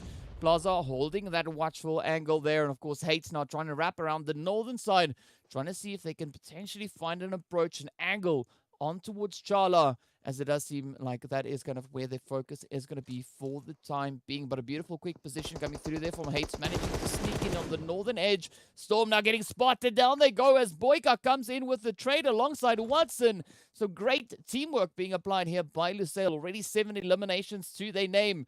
And now the pressure's on there for Plaza to try and get out of that blue zone. Grandboy going to be inching their way a little bit further forward. Chala about to get touched by the blue zone as it does catch up towards them. Now Storm gets taken down. Chala just patiently waiting. Hates also waiting to see if Chala's going to dare budge from that position. Lord, meanwhile, will be moving through, looking for the angle. Picks up Watson. Boyka, the next one left, but down they go. Lord getting traded. That's Cronboy. Finds the angle. Beautiful sneak approach. And of course now a little bit of repayment coming through there, as we do see that next hit coming in towards Chala. So Cronboy, the last hopeful for Zero Tolerance. It is solos just strewn across this match. But oh, it is the end of the road for the Super Young Stars, as Hates now faces off against Zero Tolerance, and with that, it is going to be the end of the road. Zero Tolerance picking up the winner chicken dinner, their second one right here in the finals. The first one on Sanhok yesterday, and now Miramar looking quite beautiful for them as well. Maybe Erangel might be the next, but I know there is quite a few Zero Tolerance supporters in the chat that we've seen so far, so they must be absolutely elated with that performance coming through. Hates just being the only member of that entire lobby in the zone, in safety. The play zone was an absolute MVP there towards the final stretch, but woo, it came through to the wire. So, Miramar done, Sanhok done, and we've had quite a few surprises coming through on either side. Cryptics and Zero Tolerance has been the first few teams to start us off with, getting some good points. But how's this overall rankings going to look like at the end of today is the question. But closer and closer we get to that middle point. So, I mean, one more map, and then, like you said, we might have a bit of a better idea as to who's going to be our top 6. I still feel like I just don't know anything. It feels like I've been watching PUBG Mobile for the first time tonight, because I can't tell who's going to be the next team to take anything, really. I mean, it looked good for so many teams to get into that final zone, to get into that winner chicken dinner position. But the fights, the nades, the engagements coming through, I mean, it is surprising beyond the belief at how Lusail had to have one remaining hopeful, just nearly taking out the entirety of Cryptics. That alone is bizarre to me. And again, the zone shifts have been mean. Very mean. Yeah, no, they have been. I mean, that's the beauty of what we're seeing here, is the teams really kind of breaking the mold, right? Stepping up and just continuously coming in with some surprising and super satisfying performances. So, again, well done going out there to the players from Zero Tolerance. But, of course, as you said, Lusail holding so strong all the way to the very end there. And I mean, strong efforts being put in, even zero tolerance. You know, and it's just so crazy to see how the teams have been playing the zones, right? Just continuously finding themselves in positions. Looking at where Cryptics were rolling in from, I really thought they had it locked in, right? Even Slime4KT also putting up such a strong play all the way to the very finish, ensuring that they not only get a few of those eliminations, but also finish strong with regards to those placement points. So some very satisfying plays coming through from the teams once again. And of course, it is time for us to take a quick look at the highlights once again, just to remind you of those plays.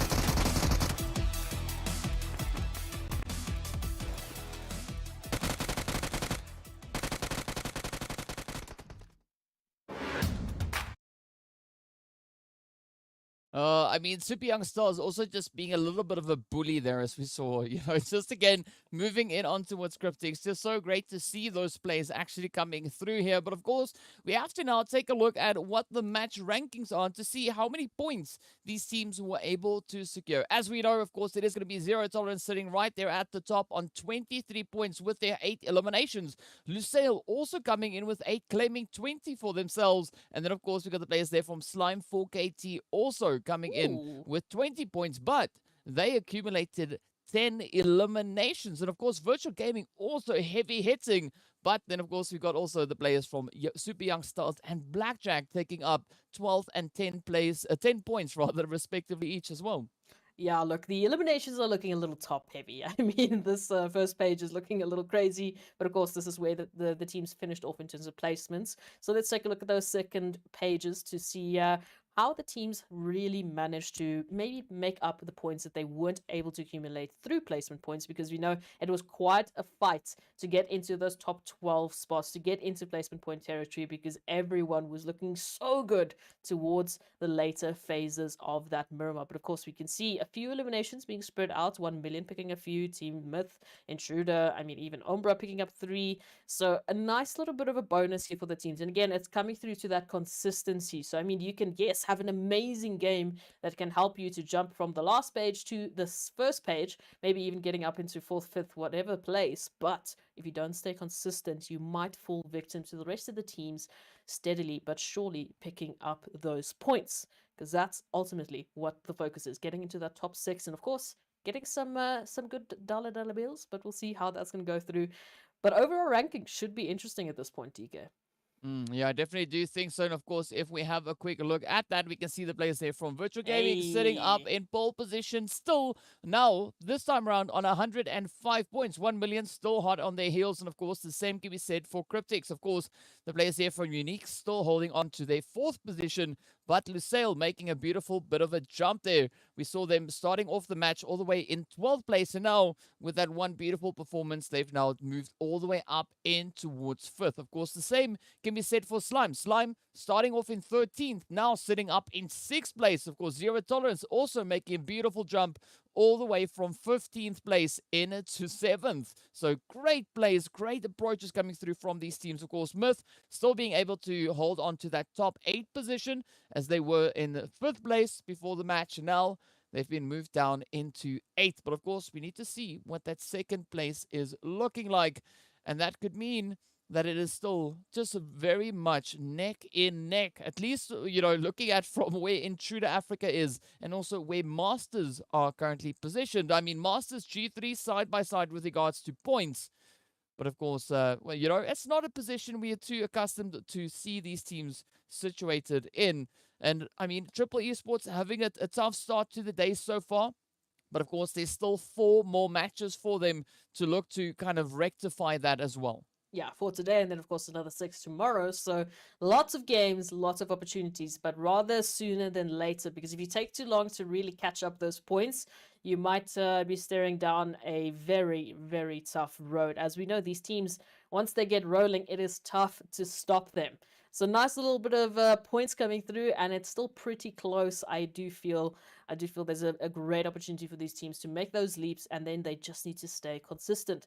Again, that sounds easier than what it actually is, because we know the level of competition is absolutely insane. I mean, it is PMPL Africa. So yes, we can summarize it in nice, easy words. You know, just stay consistent. It's not that hard. Yes, it is. It is very hard. Again, we said this. You know, I'm a tree in PUBG Mobile. I don't even qualify as a bot. DK is a bot. So he at least can do something. I can't. I just stand still and do nothing. Yeah, you know, that's just our perspectives coming through for this. And of course, you know, also we got to give a big shout out going out to Nimo TV, the PUBG Mobile 2022 official streaming platform partner. So much love going out there to Nimo. And of course, while the tree and the bot take a quick break, we'll see you guys back in a short few minutes while we get ready for our action over on towards Erangel. So stay tuned, and we'll see you guys back in a short few minutes.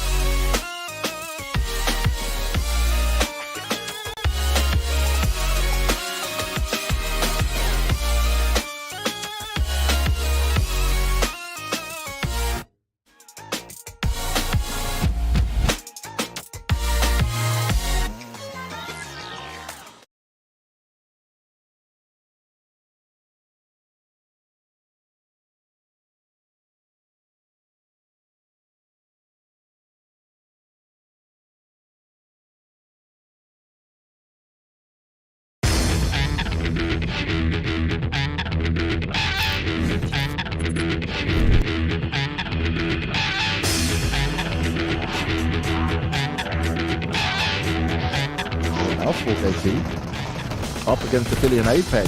In the car, shots being hit, nice damage being done, and once again, they're just ripping teams apart. Leston's now on his own, and, well, I don't know what you want to do here, buddy. These guys as it is. From Zexus' push now. Could be coming at the right time if they want to go fast enough, but look who's joined the party once again. 4KT heard it all, they moved themselves further forward, and now they want to be the ones. Successfully well from here. It's all about the smart plays coming in now, and the man I mentioned, right, Storm, he's the one I'd always see bringing in the big brain plays. He's the thought master behind this, and this is going to be an easy kill for him. He goes down, G3 find themselves eliminated, another kill found for Slime 4KT.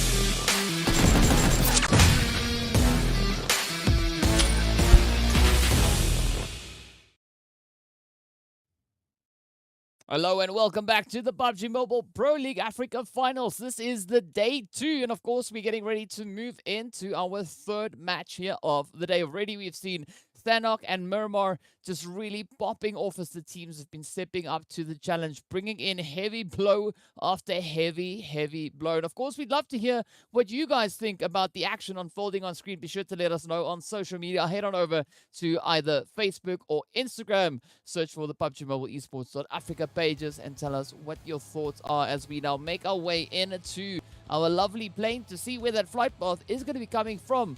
And of course, we see it starting all the way over on towards that quarry side. And then heading up a little bit further on towards the northern edges of the zone. Of course, now the team's having a great opportunity to get themselves situated here. Once again, getting ready to pop off and just bring in those points. But in this match, I'm going to be watching the players from Triple Esports. Because looking at what we can see coming in on the leaderboard, they've not had any points accumulating in their direction so far today just yet. But the longer it takes for them to bring in those points, the more challenging it will become for them to try and secure any successful runs from this point forward. And it will make it just so much more challenging for that really to happen. So, I mean, a lot of pressure now going to be coming through for Triple. They got to play this one out as beautifully as they can to ensure that they finish in those late few zones. We know, looking back at yesterday's performance right here on the first Erangel, Triple Esports got sent out in 14th place with only 2 total points being garnered right there. So there is going to be a little bit of pressure now riding on their shoulders. Yeah, and look, a little bit of a parallel path coming through here. I thought we're going to have Erangel do something similarly to what Miramar did, you know, taking a bit of a slice of one side and taking the zone to the other side. But no, it is behaving for the time being, giving the teams a little bit of breathing room here to work with. And yeah, I agree with you, Triple Esports. Oh, they got some pressure on them, and Sin looking to already start adding a little bit more to that. Finding Thor, looking for that early engagement. We do see the rest of the teams making their rotation in to sort of bring in the cavalry and make sure that their respective players do not go out. So for the time being, we've got a bit of a one-on-one situation here, just peeking, prodding around the corner. Thor now finding the angle. Oh, dodge the bullets coming through. Sin just looking for that connection, but oh, the shots coming through from Thor, not enough. Sin, he's got the angle. So unfortunately, Thor gonna be immediately thirsted. I mean, there's no speed at which AWAM can drive on in to try and have recovered Thor in that situation. Yeah, it is quite a bit of a challenging position. And I mean, the best choice here for Triple would be just to kind of respect the distance here, just keep themselves out of that engagement. Yes, it was unfortunate that it just came down to a bit of a happenstance there, but now they got to play those strategies, right? Triple Esports now need to find a good compound to secure, move into, and hopefully ensure that they make it up into those later phases. Of course, you can see Phantom there now just cautiously listening as Masters Esports are rotating right past them, heading just over towards the sixes. We can see right up ahead of them. But now again, it's down to where those rotations are going to be going through. Of course, Masters going to be looking to set themselves up a little bit more on this eastern side of the zone. And this is a great opportunity now for Triple to venture a little bit further on towards the west, right? We have them relatively close to Quarry, but they got to look to condense those positions they find themselves in. Yes, it's looting phase now. They do have a little bit of time left before that zone starts moving in, but they can't afford to have any wastage, right? They need to be proactive. They need to be super calculated with their decision making coming in, particularly in this match. Yeah, as you said, yes, they're a little bit spread out now, and we generally do expect that from the teams, but they've already lost one member. They cannot afford to lose another. As you said, this is the point we want to see them really push the envelope because they need to get those points. We said it. The teams, once they get those engines rolling, it is so incredibly difficult to stop them. That momentum just keeps rolling and rolling, and these teams grow their points exponentially. It is so difficult to try and catch up if you are already caught behind. So they're getting towards that middle point. This would be a great start for them to really just close the gap and stay with the rest of the group, basically. That's what we're talking about. It's not quite yet the buddy system, but hey. Rotations now being made. 1 million have found themselves back in towards familiar territory. It is Malta for them, so they're going to be quite happy with that. G3 over towards Gatka, so not going to be joining the party there with 1 million. The rest of the teams still, as you said, sticking to their guns, sticking to their usual drop sites. I'm not really seeing anything too crazy yet. The disengagements were nicely executed. I was a bit worried that Masters just seemed to be finding all of the solos. I was worried there for Phantom for a little while. I was like, oh, I feel like Masters have some sort of sixth sense coming through. They know where these players are. Yeah, we know there's no sixth sense, you know. Maybe a fifth, maybe we know just a normal 5 that's there. But definitely I don't know. It's difficult really to make a call like that. But now, again, looking at what the teams are bringing in, it is going to be a little bit more of a relaxed approach coming through, at least for now, right? We do have Blue Zone starting to close on through. We're looking to see where Virtual Gaming, Slime, Blackjack, Darkness, 1 million, and Intruder are going to be looking to rotate into.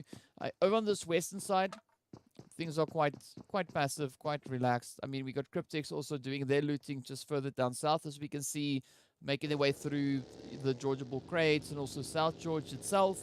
But again, no crazy rotations coming through from either of these teams just yet. We know once Blue Zone starts closing up, we are going to be seeing a little bit more of movement coming through on the map. But again, this is now where Cryptics are moving up in anticipation of where they could expect the rest of the teams to be rotating in towards. We've seen Zero Tolerance also venturing up on towards Everest in past matches. So there is a bit of a potential option there that, Cryptics could have a few visitors heading in their direction. I mean, even Super Young Stars has made that huge, southern to west rotation to find themselves being one of the first teams to contend for Everest before. So, I mean, Cryptics have had to really defend that spot time and time again. But moving on to that a little bit earlier on does give them a nice little bit of angles here to work with. So, interesting to see if that's going to come to fruition for them. Masters, of course, on the main island, which is a bit of a change-up. Normally, I'm used to them, butting shoulders there with intruders towards the military base.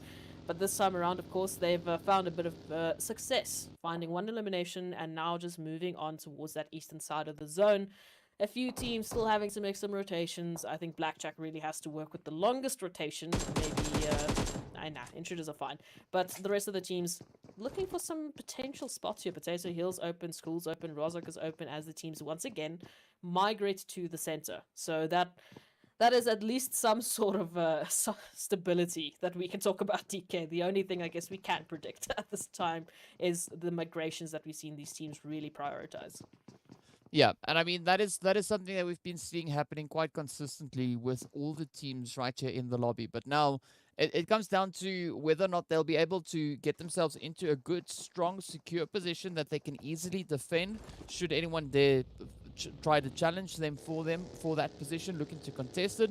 And of course now, again, Masters, the team are going to be looking at, particularly in this match, looking to see what they're going to do with their position, how they're going to try and play the zone. And a tactic that we've been seeing so far that has proven to be quite successful is holding off on the engagements, right? Just hanging on the edge of zone, waiting for the teams to fight it out a little bit further up ahead so the numbers start dwindling, so there's less opposition to be worried about.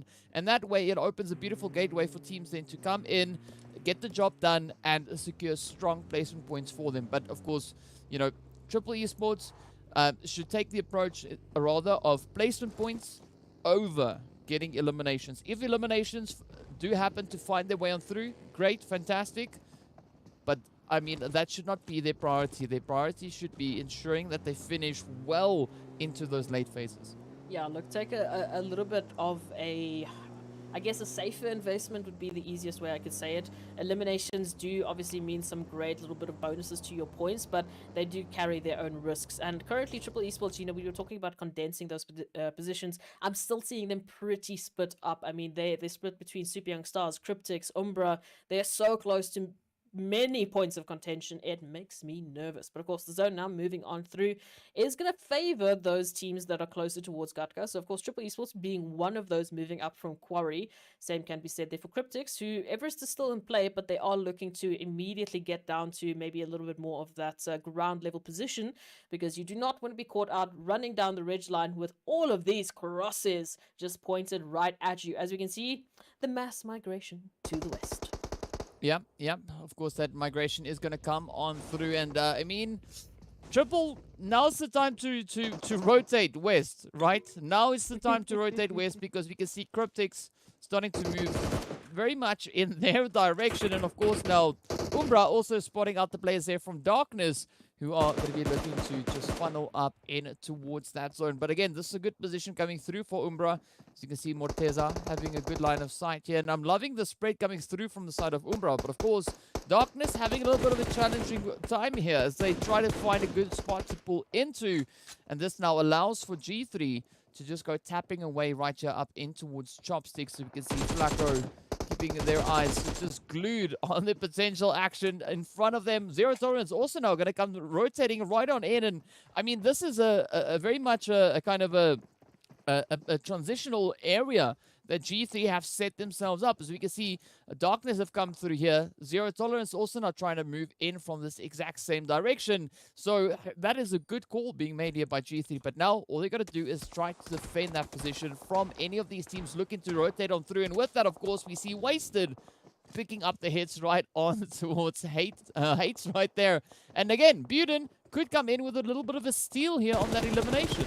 Or looking for the angle, looking for those toes, the knees, just some sort of a pixel here to work with. Maybe a nade. Maybe a nade might make the connection. Ooh, this is good. Is it good? Ooh, yeah, no, not quite yet.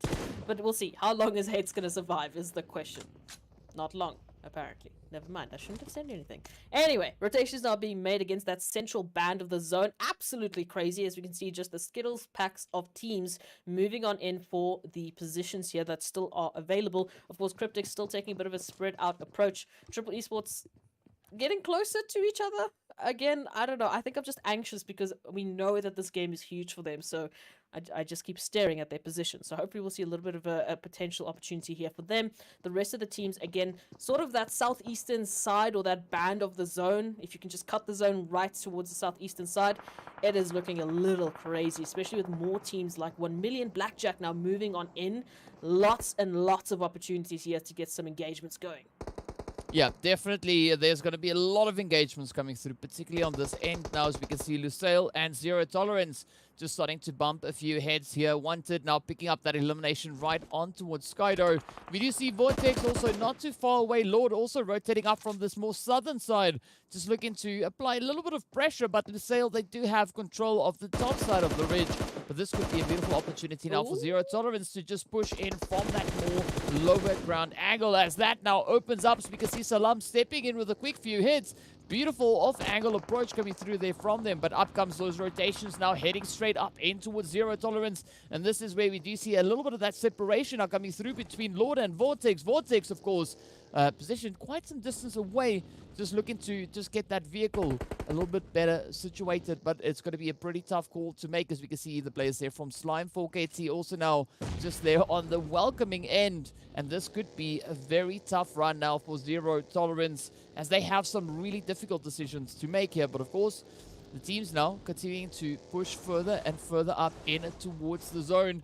I mean, looking at Triple, I don't know if I'm happy with their move coming in. They're looking to move too far into zone. Stay on the edges. That is where you're going to be able to survive the longest, as we have that mass migration heading into center zone. And I mean, by mass migration, it is looking pretty crazy. And we've got Myth, we've got Intruder, we've got Masters, we've got Darkness, we've got G3, all of them just pushing into that center zone. We have every single team still alive in 3 phases in, so you have to believe it's going to be crazy, DK, as the teams are fighting for positions and fighting just for some sort of real estate to work with. And of course, we know here towards Gatka, it's absolutely insane. The trenches are looking a little bit heavy here. But now, of course, Intruder finding a little bit of those compounds alongside Masters. Myth looking to get involved, maybe just holding the line, getting some information. Meanwhile, Blackjack finding Unique as Unique tries to go down the ridge line to get into safety, but Phantom, unfortunately, will be the warning that Blackjack are lying in wait, ready to look for those eliminations. 1 million right next to them. Unique caught in a sandwich they do not want to be the filling for. So rotations need to come through. They need to get out of here. Slyke down to a slip of HP. He chills down to a slip of HP. And 1 million is just making this pain rain down.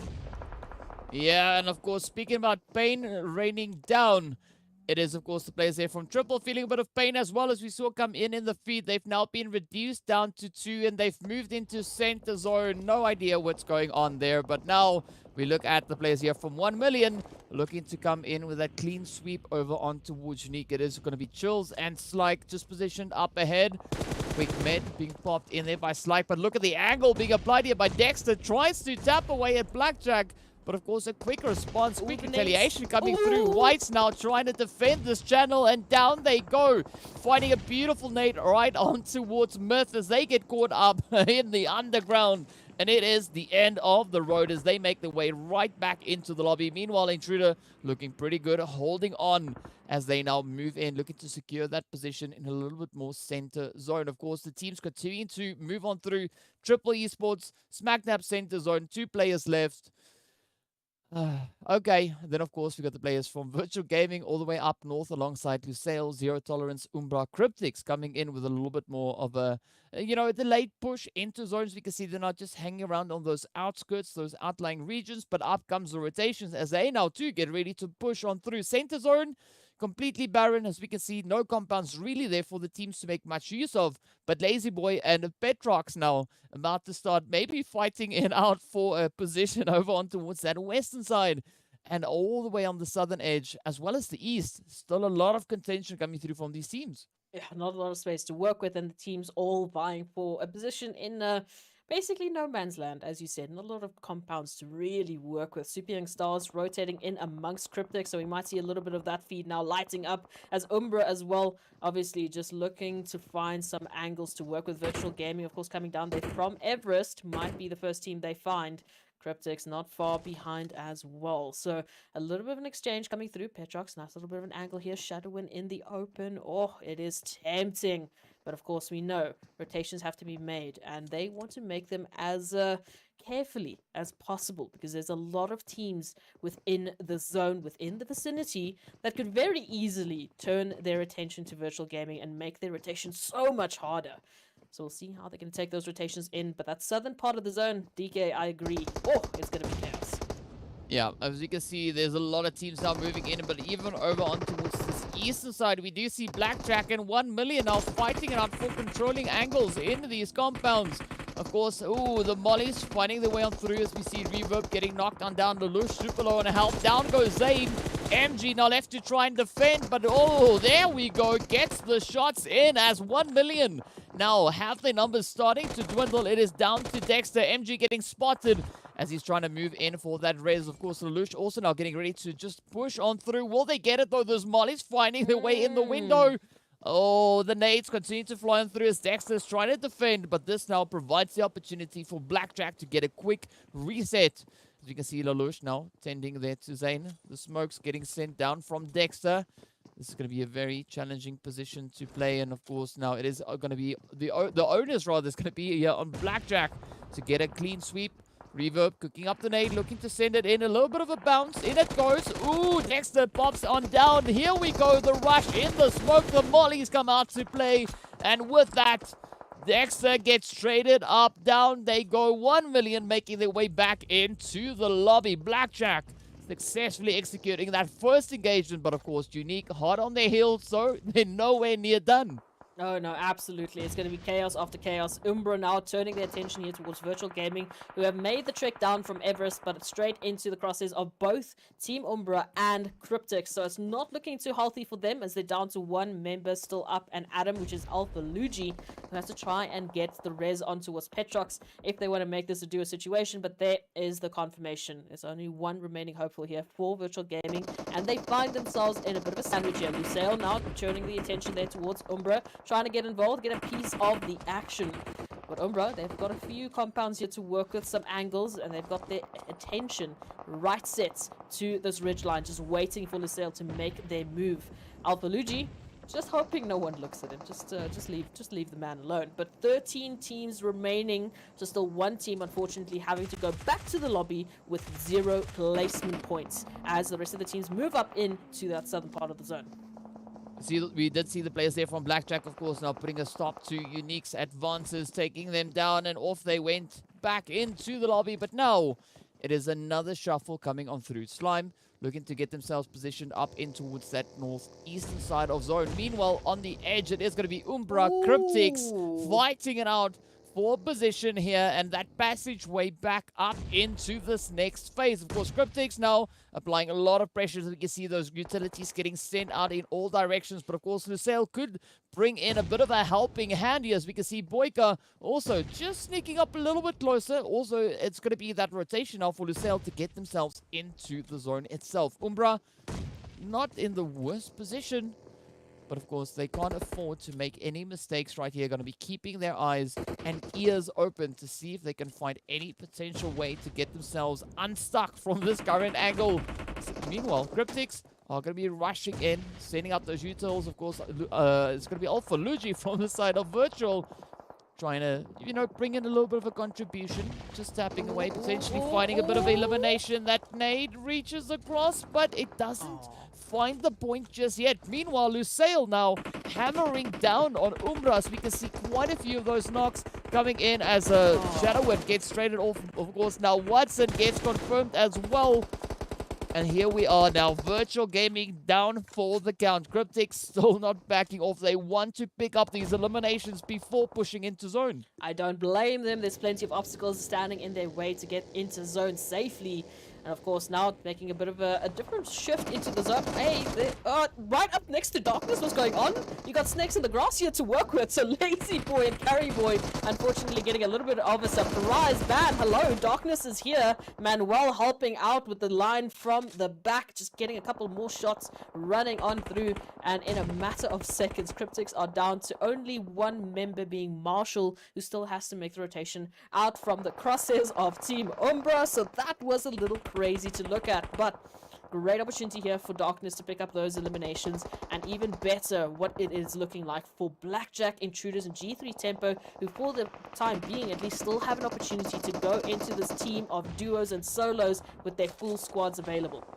Oh, and with that, it is going to be the end of the road for Cryptics, but also we see now a really challenging zone presented to these teams, as it is getting ready to pop up once again. We do see Sin there from Masters Esports holding center zone, at least for the time being. And of course, that shift now continuing down towards the southeast. Triple Esports getting taken out in 11th place, not finding a good hiding spot for the time being. Of course, Super Young Stars helping them pack their bags as they make their way back into the lobby. Meanwhile, it is now going to be Darkness looking to apply their pressure on towards the Super Youngsters. We can see Lasher now receiving quite a few nades up in their direction.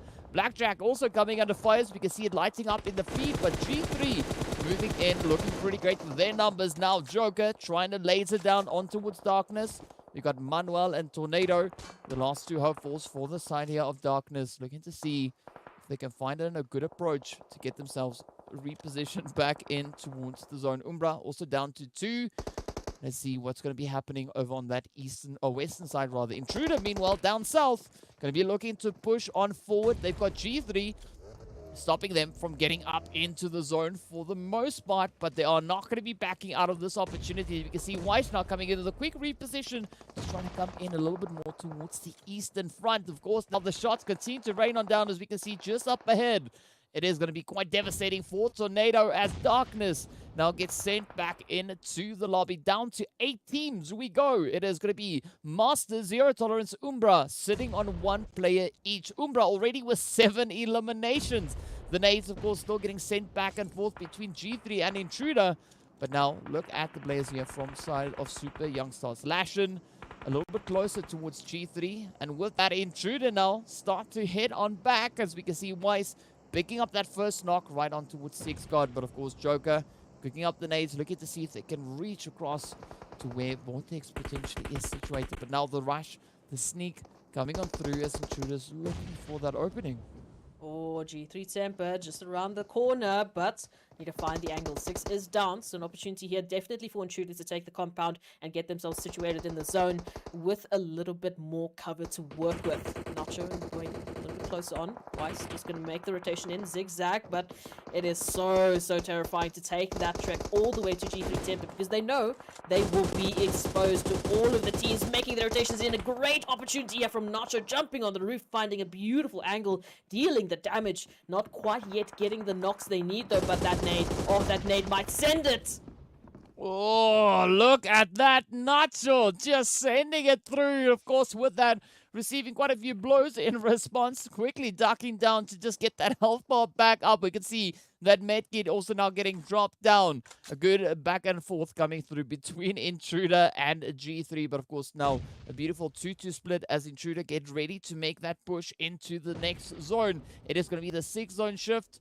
Down it goes, all the way down towards that southern edge. G3, not a lot of ground for them to cover to get back into zone. But looking at where the zone has centered, it is going to be quite a bit of a challenge. We have still a few more teams hanging around on that northern approach. We've got Slime down to 2. You can see Ama and Pronto just trying to make their stands from that angle. But of course now Intruder looking to get themselves situated a little bit better in that zone. Moving for center. You see 6. Ooh. If he knew how close he was to finding that angle, it would have been quite amazing to see. But now, you can see Weiss just huddled up behind the vehicle, waiting to see what Intruder, or rather the players from G3, are going to be bringing in as they get ready to move that zone about to start closing on through. We see Sin there from Masters, the last one left, all the way on the very edge. Blue zone about to catch up with them. But now, G3 still keeping their eyes onto the zone. Not going to be backing down just yet, but up comes the mollies. Flacco getting traded. Buden trying to sneak on forward, but Omar says no. Down they go, and the confirmation about to come on through with that. It is the end of Buden. G3 now down to 3, as we can see Flacco about to get rezzed up. There we go. Whites, meanwhile, getting traded. It is now Rauf, Omar, and Hemo ready to apply the pressure coming in from the zone. They have the controlling angles, but now will they be able to defend it? With that Joker sensor hit straight over in towards the side there of Slime, 4KT Pronto getting taken down. Ama now looking to find their own way back in towards the zone, but G3 focusing their efforts on getting those rotations in. A little bit of a bait coming through. Off they go. Beautiful players. Hemo now gets traded, and Intruder gets reduced down to 1. It is going to be Rauf now left to try and make the stand here for Intruder. G3 definitely going to be looking to bounce back. They want to shift themselves up that leaderboard. Currently sitting in 14th place. They want to make as much of a jump as they can. Of course, Masters, Sin holding strong. Just riding that blue zone, not trying to get discovered, but unfortunately it goes down, and with that, it is the end of the road for Slime, 4KT. Intruder, G3, the final 2 teams. It is going to be a 2v3 push to the very end of the zone. As we can see, Weiss now getting raised up. Rauf quickly just backing away. 1-8 could end it all. But we don't know whether or not these teams still have any of those utilities left. We know they've got smokes because they've popped all of them all over the place. But now Rauf, Weiss sitting on 10 eliminations for the team collectively in a very comfortable spot. All they got to do is ride the storm out to finish. The zone now moving up in their favor. And G3 now having to reposition, getting a little bit closer. G3 sitting on 6, so they could definitely do with a bit of a chicken. But will Intruder allow that? So you can see that vehicle getting popped. Now Weiss coming under fire, getting re-knocked. Rauf once again, the last hopeful for Intruder. But G3 not going to be able to get to Nacho. I don't think so. But now the pressure is on Flacco. Down he goes. 6 is going to be the last remaining player for G3. Now it's just trying to stay hidden behind that vehicle. He's got a pretty good idea of where Rauf is. Out he comes with the shots, and with that, the winner chicken dinner locked in as G3 come out victorious, picking up that winner chicken dinner. And with that, 8 eliminations. What a good play that was.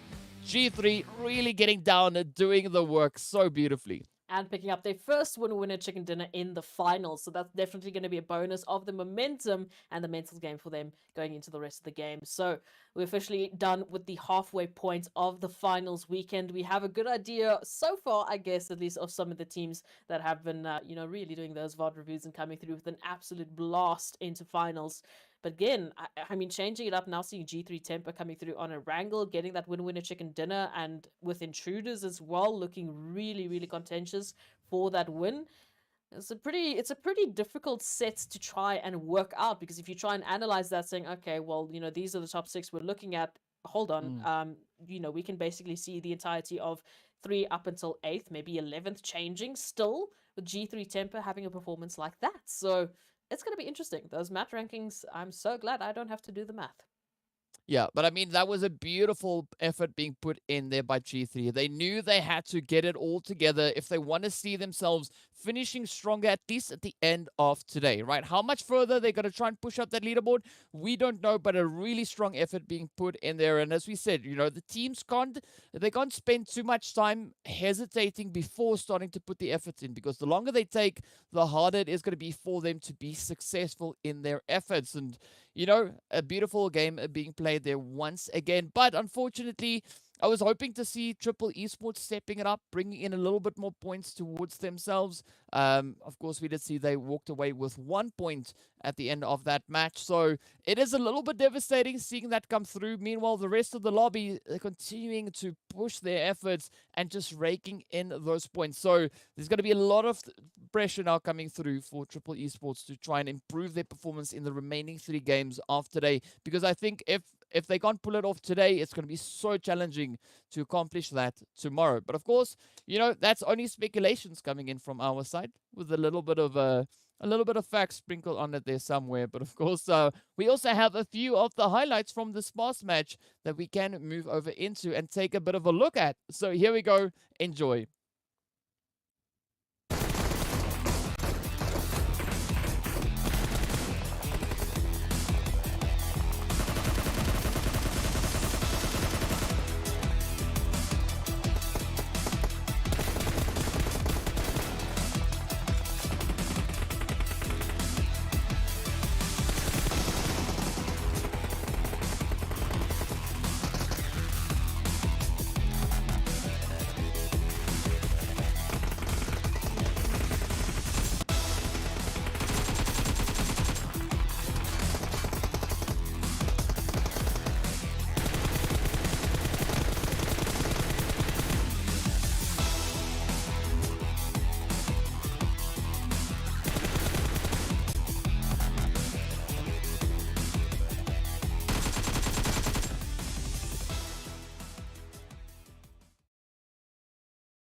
Beautiful plays coming through there once again. So great to see G3 stepping up and walking away with that winner chicken dinner. We knew it was going to be a matter of time until they start putting those pieces back together, coming through with a beautiful victory right there. But of course, now we're also going to take a look at our match rankings to see how many points these teams were able to secure. Of course, G3 sitting up on 23 points with their 8 eliminations and that winner chicken dinner. But Intruder also stepping up to the plate, coming in with 23 points as well, but picking up 11 eliminations. So beautiful effort being brought in there by Intruder as well.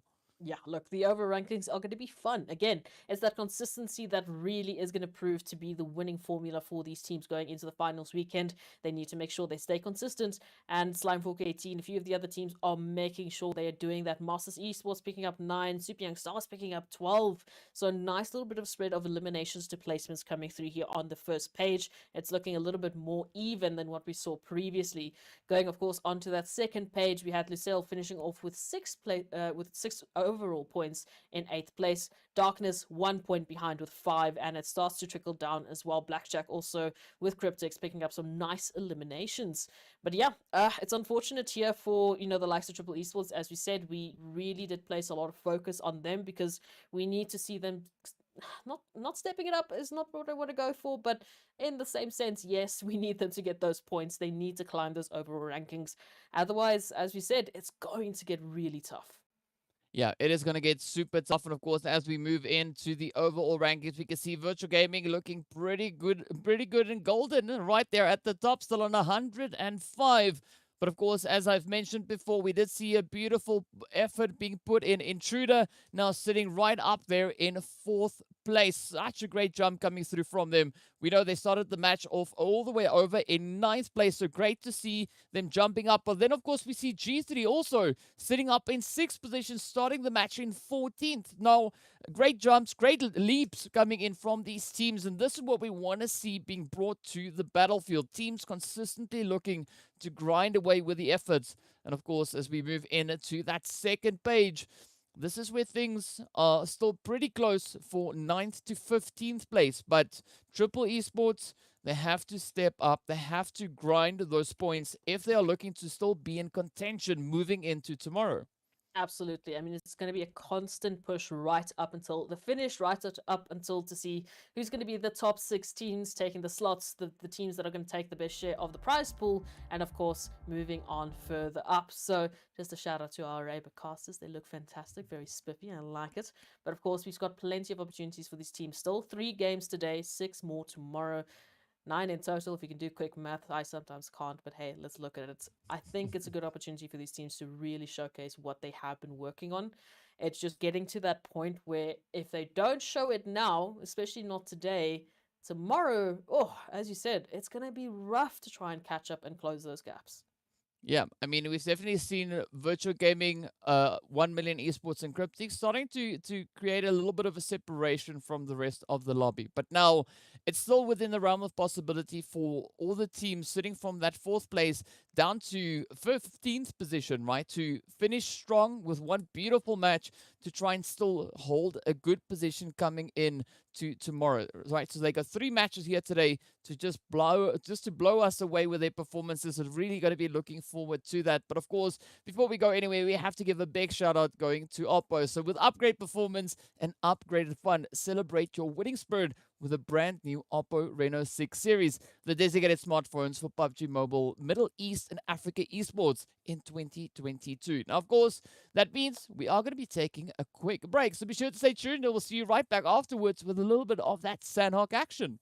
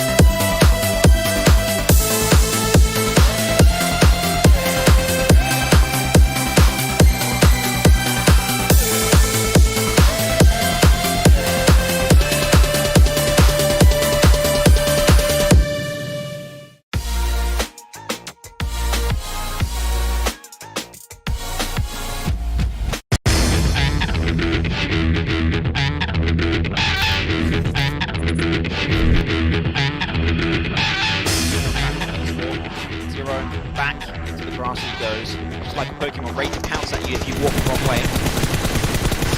From a shiny. Unique going down the hilltop. Nice little headshot connects for Lelouch. He's going to instantly confirm that one. That's going to be their third frag so far in this first game. Wicks heads up, spotted out for a split second. He does get it, Lelouch. That's huge. Go on the move. He needs to move away. Tries to flush it out. That's going to be elimination number 7. Maybe join up on his position. I'm surprised that they'll go for the wide break take west, but they want to go for the hard way. On the side of Team Somalia, but Bamboo now getting caught on fire, getting washed. Entry being set as plays. And down goes that. Power, it was very fitting, but it was just not meant to be. Skirt. Unique waiting, might get spotted out though. Not gonna love it, and there you go. That's the end for Team Unique. They bite the dust out.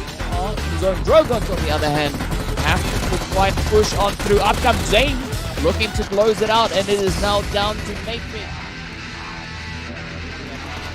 With this trusty M4, reverb is there. Spots out wasted, gets the hit. Can he confirm it? Absolutely. It was just not meant to be for Trojans. AKM, their final playoff stop is spotted away by Reverb. Good to see Reverb having himself one big step up today.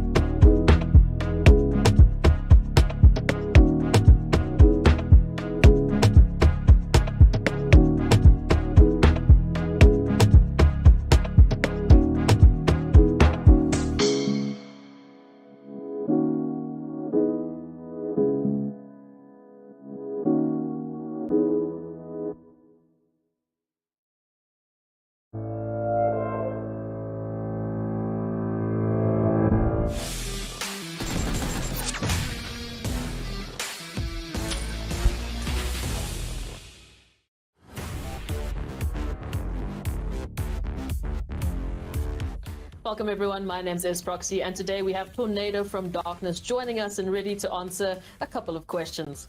So, first off, how are you feeling right now after the event has started?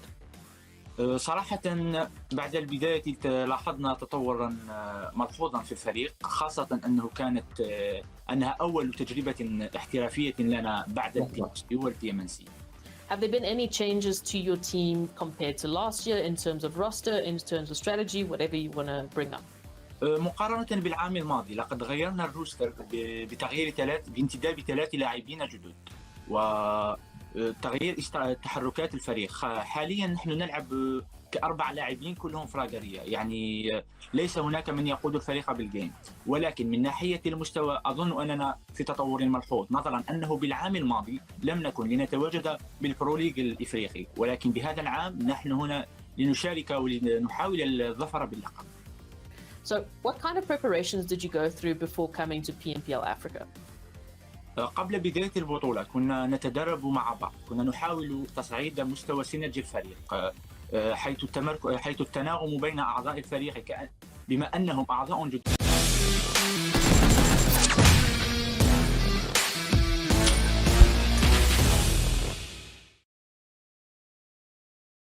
Hello and welcome back to the PUBG Mobile Pro League Africa Finals Day 2. We're getting ready to move into our 4th match of the day. Now that means we've crossed over that halfway point, not only for today, but for this finals weekend. And of course, we are making our way right back up in towards Sanhok to see what the teams are going to be bringing on through as they make their way in on the plane, getting ready to jump down into their locations. And of course, now we're going to be waiting to see what that flight path is going to be bringing in alongside it. We had a bit of a fun first Sanhok day for the game. But, well, game for the day. Wow, my brain. Anyway, moving on swiftly from that, I do think that we're going to see maybe a few changes coming through here. As we said, still going to be keeping an eye out there for Triple Esports, still going to be keeping an eye out for some of the teams sitting there towards the lower part of the standings, as you can see on the left-hand side of your screen. At least I can still count my directions, you know? Just great English there, just great English. But DK, the zone allowing a little bit of that trifecta to come on back into play. And I mean, the Skittles back on Sanhok is just looking absolutely delectable. Oh, delectable. Indeed it does. I mean, ain't nothing wrong with a little bit of that Skittle back getting ripped open. And as we know, the Skittles we see, they will tend to converge, trying to get themselves back into the packet at some point. But where will that happen? We don't know. But at least for the time being, we can see the teams being rather respective of their positions. Aside from the Super Young Stars looking to challenge MG there over in towards Kampong. So this is going to be a little bit of a tough spot for MG now to get into. But of course, for the viewers watching, you too can get a hold of a little bit of the PMPL rewards. You can head over into the in-game esports event center to participate in the event and, you know, stand a chance to earn a few of these special items. There's also a little bit of that, you know, that lucky drop questions being dropped in the live chat over on the Africa YouTube side as well as Facebook. So be sure to head on over, answer the questions, and be sure to include your player ID alongside your answer. But of course, now we look to see what MG is going to be doing. So far, just lying outside, basking in the sun as Cronboy sends a beautiful nade across. Wow, okay, no, that was perfect. You really couldn't have asked for something better. So unfortunately, you know, there's going to be a little bit of a reset coming through here for Blackjack as they do immediately lose one, but they can recover and continue. Losing at least one is not too devastating for the teams as we've seen in past performances. Looking at the rest of the map though, once again, very similar approach coming through from Cryptics. They're that northern reach that they currently have, really making sure they're getting as much information as possible. Virtual Gaming pretty much left to their own devices there towards Paradise, and Triple Esports once again running that duo split on either side of those northern islands. So again, I'm going to be staring at them on the mini map, just waiting to see how it's going to be going to them. Yes, English is rough today. But the rest of the teams now, as you said, they're having those, at least for the time being, they're having the respect to not get involved with those early engagements unless, you know, a free elimination falls in your lap, as we saw with Super Young Stars.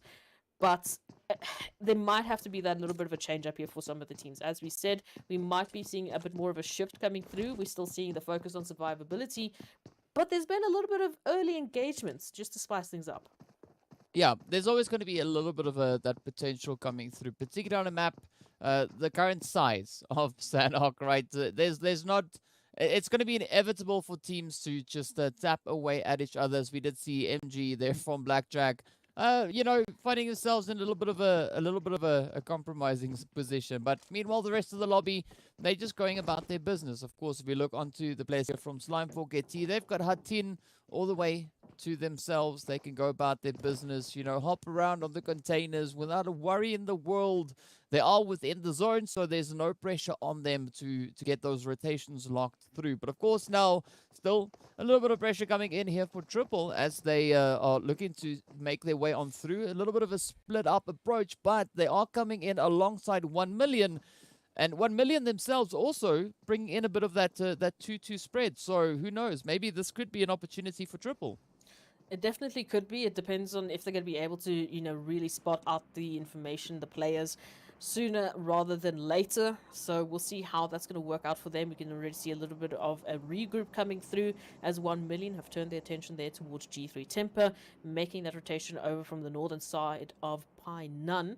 Zero Tolerance, of course, just very close to get involved. And Morteza from Umbra actually very close here to Paradise Resort. If that mini-map could zoom out, we would be able to see that. But trust me, I see it. They are there just getting a little bit of information for the time being. Umbra also very split up there towards that eastern side. Sort of similar to what we see Cryptics do towards the northern side. So a little bit interesting to see that coming through.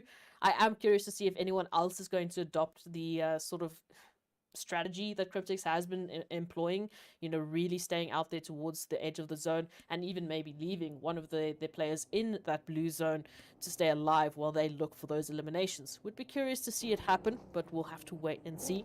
Now the migration towards the center of the zone, DK. Yeah, the the never-ending migration, right? I was filtering for words, hence all the. But of course, yes. Now it's time for action once again. We see Darkness moving in behind G3. No surprise because both these teams drop relatively close to each other. Of course, Darkness not too far from Painan, just starting to push up the hill. But I guess what G3 is going to be doing with their position, whether or not they're going to be looking to hit down towards Bootcamp, where we see Triple and 1 million currently situated. And of course, already from Mar coming in with a little bit of a hit right down in towards the players there from 1 million. As we did see Dexter getting knocked on down. But where will this now go? Will we see that successful push coming through for Triple as they've been able to alleviate somewhat of the pressure, but still they've got 3 other players to go up against? Dexter down. The rest of the team, as we said, has to look for that recovery. But of course, Triple Esports looking to get some early eliminations. This could absolutely bolster, you know, their standings if they can manage to get out relatively unscathed against a team like 1 million Esports, who we know are sitting very comfortably on the overall standing. So this could just be a bonus for them as Black Lost finds a nice line of sight there on towards Framar. AWAM is close to get that res popped off almost immediately, but there's no trigger coming through from the rest of 1 million Esports. They are pretty much very spread out to hold this contention, but a couple of shots being exchanged now thanks to Eflex as Knight slowly but surely makes their approach on towards Thor. AWAM from Mar now trying to regroup so that they can get the knocks or the reses coming on through. So Thor, unfortunately, a little bit far to try and get the res come through, and the confirmations can be taken. Thirst now ready in action. Thor prepping a nade is going to get caught out with their hands out in the open. And Knight now an opportunity here to take this further. Yeah, let's see whether or not they are going to be looking to apply the last little bit of effort here. Of course, Triple, as we can see, down to 2. It is going to be Master and Thor. But definitely 1 million having a good response coming through on towards Triple's effort so far. But will this be enough, though? As we can see, Dexter only getting knocked out before, right? That res now being brought back up. So it is going to be a 4v3 in favor of 1 million. Scratch that, make that a 4v2 as Framar gets confirmed. And now Thor trying to play on the outside of the building and trying to play along the walls. But out comes the rush. Will he get it? Yes, gets the first. Will he get the second? No! Knight lands the devastating blow. And with that, it is just so saddening to see Triple now being reduced down to only Master. Yeah, look, we'll see. We'll see what's going to happen here. but Master's just going to have to disengage. There's just no point in getting involved right now. Virtual Gaming, on the other hand, finding zero tolerance. A little bit of a re-engagement coming through. Here's Petrox right up alongside Skydo, but one shot is going to be the remaining factor here as that confirmation comes on through. An immediate thirst as well. Nice bit of teamwork. And zero tolerance now needing to get some revenge here as the rest of the teams as well having to make their rotations in. So regroup coming through, the call being made for zero tolerance. In the meanwhile, Virtual Gaming just going to be celebrating that they've at least found one elimination. But I do like the disengagement coming through from zero tolerance, not, heavily investing in that sort of revenge coming through so that they don't lose any more numbers than what is necessary. Rotations now being made. Again, Cryptics, the last team to try and get into the zone alongside Team Umbra. Maybe a little bit of a slower approach as well. But the rest of the teams really looking for some opportunities. Ooh, Intruder DK. Yeah, coming flying through the map here, as we can see them now pushing up. Unique, G3, everyone just looking at them as they rotate on through, looking to find a good position to call home. I mean, even Unique coming in from that southern side, waiting to see if they could find a potential play. And I mean, that's a very brave move coming in from the side of Intruder. They didn't have any information. They just rushed on forward. Fortunately, it was relatively clear going straight on in, but now Rauf paying the price there as the knock comes in, and this is where we could see a little bit of that uncomfortable pincer play now coming through, because we got zero tolerance to the north, we got G3 and darkness to the west, and of course the players here from Unique moving in from that southern side. So this is quite a compromising angle actually for Intruder to move in. All they got to do now is try to defend that position from any shots coming in their direction. It is going to be quite challenging though. Absolutely. And I mean, again, this is the action we've come to expect. 1 million riding off of the high of finding that success there towards Triple Esports, looking to point their crosses right towards zero tolerance as they make their approach. Plenty of the other teams as well looking for something to work with here as that central part of the zone looking absolutely stacked. Virtual Gaming now going to be the first ones to find that angle on towards Black Lost. And Lord, oh, a lot of pressure here to work with as the rotation comes back from 1 million, and it is so tempting. Plenty of information, and Eflex being caught out in the open, but a nice little bit of a response as they come through with the damage required. Lord looking now to unfortunately be on the back foot as Slime4KT gets set back. Wow, yeah, it does seem like Pronto yeeted themselves off the bridge, and with that, it didn't really help for the defensive player. Storm was the last one to get traded off, and Cryptics now picking up a few of those eliminations. Meanwhile, it is going to be zero tolerance, looking to apply the pressure now on towards 1 million. As you can see, Dexter once again getting knocked on down. You got Eflex and the rest of the squad now just trying to play the cover here. But of course, look at the spread coming through from zero tolerance. Lord even pushing up alongside Eflex. Now coming in to see if they can find those angles with that. Lord now gets traded. Eflex, Knight, Black Lost left to try and defend their honor right here up in towards Sanhok. 15 teams remain, 53 players still alive as we make our way at the end of the zone closure coming through now. But look at this, Hate and Vortex holding up behind the ridge line there, just utilizing the bit of hard cover being provided by the rock. But of course, the same now coming through here from Black Lost as Knight and the rest of the players here from 1 million are looking for a potential angle to get themselves a little bit better situated. But they got to be careful because we've got Virtual Gaming just over on towards the eastern side. And now we see the players there from Cryptics all the way north looking to come rotating on through once again. But center zone, again, looking pretty jam-packed as we can see the teams holding up. And of course, that zone shift now moving further down south. And this is a beautiful setup now for Masters, Myth, and Blackjack, as well as Unique, who are very centralized in that zone. Absolutely no rotation required for them just yet. The rest of the teams, on the other hand, looking to get in, and some potential gatekeeps can be set up here. Lusail also one of the teams to have one of those later rotations.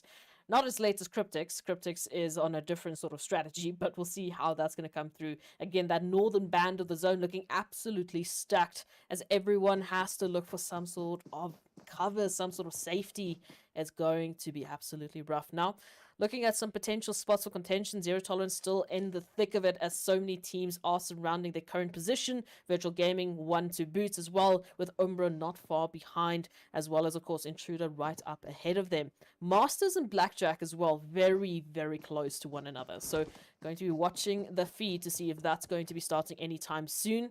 And other than that, Master from Triple Esports, oh, it's going to be a tough rotation for them to try and stay alive. Yeah, definitely not a lot of options here, really, for Masters to move through. I mean, they are kind of pinched in the compound with Blackjack providing, you know, a little bit of that pressure coming through from the eastern side. But, of course, Myth coming in from the west and up north. It is going to be Zero Tolerance and 1 Million still fighting to get themselves out of this northern position. But still, Virtual Gaming continuing to disclose that gap, right? Moving closer and closer to them. So it's only going to be a matter of time before these teams are then forced to make a decision whether or not they're going to try and stick around to continue with this engagement, or are they going to be looking to potentially reposition themselves elsewhere. I mean, speaking about repositionings, a lot of the teams continue to falter into the zone. I mean, Painan really heating up, but now 1 Million and Zero Tolerance, they have to make a decision here. Yeah, no, a definite decision has to be made, but I mean, what information do they have to work with is going to be the question. Super Young Stars now finding Team Umbra, who are trying to make the rotation there towards Quarry, so a little bit of headbutting happening there. Of course, we can see an equal exchange for the time being, but so far it's going to be quite a rough exchange indeed. As we know, they're the only two teams here situated towards Quarry, at least for now, but Virtual Gaming really not far off. Super Young Stars hopefully to get that res onto Joker. Lashin should be able to get a medkit popped off, as we see, and now they can reset and turn their sights towards Umbra, who still have to recover their downed player. A couple of shots being exchanged. Lashin just trying to reposition here to get a better angle. A nice sort of regrouping happening from Team Umbra, where Super Young Stars a little bit more spread out trying to find the angles here. But then that does mean that Umbra is very much in danger of one well-placed nade potentially doing quite a bit of damage. But for now, Super Young Stars providing distance. They don't want to get involved. They need to reset. They need that information. They're in zone with 15 other teams. Yeah, they definitely are. And of course, now it is all going to come down to how they are able to defend their positions here. Umbra getting the races in, getting their teammates back into fighting form. But for how much longer will they be able to keep those numbers up as they now turn their attention on towards Virtual Gaming, who we saw just positioned up that hill. But now it is all down to how the positions are going to be played. Zeus is down. Petrox keeping a very watchful eye on Umbra, moving on through. Out comes the spray. Morteza just ducking and weaving as they continue to push further and further in towards the zone itself. Looking now to make their way back into the safe area. But of course, looking at what we've got here, it is looking a little bit worrying. But still, Umbra could potentially find a way to get out of this. Virtual Gaming has to rotate past them if they're looking to get into the next zone. Of course, Shadowin quickly popping up into the pickup there, getting ready to continue their advances with that. Petrox gets traded as wasted, lands a beautiful blow, and that is going to be the opening now for Umbra to get themselves repositioned. Meanwhile, G3 and Unique fighting it out just northwest of the zone. As we can see, Unique looking pretty good, still sitting on all 4 their players. Meanwhile, G3 has been reduced down to only Nacho. So a beautiful showing coming through on the previous map there for the players of G3. But this time around, things looking pretty tough, as we can see. Nacho, we know, being a very capable player, being able to pop off when need be, is going to really be put to the test here. But also, we move over on towards players here from Myth and Darkness, fighting over towards Painan. And with that, Myth just sweep the floor clean with the players of Darkness. But now, the next opportunity presents itself. Now, they can focus the efforts on towards the players from Lusail, who we see on the opposite end, who's also now starting to just tap away in their direction as well. But unfortunately, it is going to be the end of the road for G3, as we see in that feed. Nacho getting traded off as 1 Million just came on pushing forward. And of course, now 1 Million getting tapped at as the players here from Unique and Intruder rotate up alongside them. Rotations have to be made of quite a few more teams out in the blue zone, as we can see here of the graphics on your screens. It's Cryptics, it's Intruders, Virtual Gaming, 1 million, Triple Esports, of course, with the last remaining hopeful, as the teams are desperately trying to find some sort of safe pathing into the zone. But Virtual Gaming popping off in the feed, finding hit after hit, elimination potentially after elimination. And now the play zone really being the MVP for some of these straggling teams. Unique now still making their rotation in, keeping their sights on towards both Intruders and Virtual Gaming, who are right alongside each other. They're tunnel visioned on each other, but they have to be worried about those flanking positions from both Unique and Myth, who are just close and capable, at least for now, to maybe rotate and get involved. But Hemo in zone, last remaining hopeful here for Intruders, has to deal with both.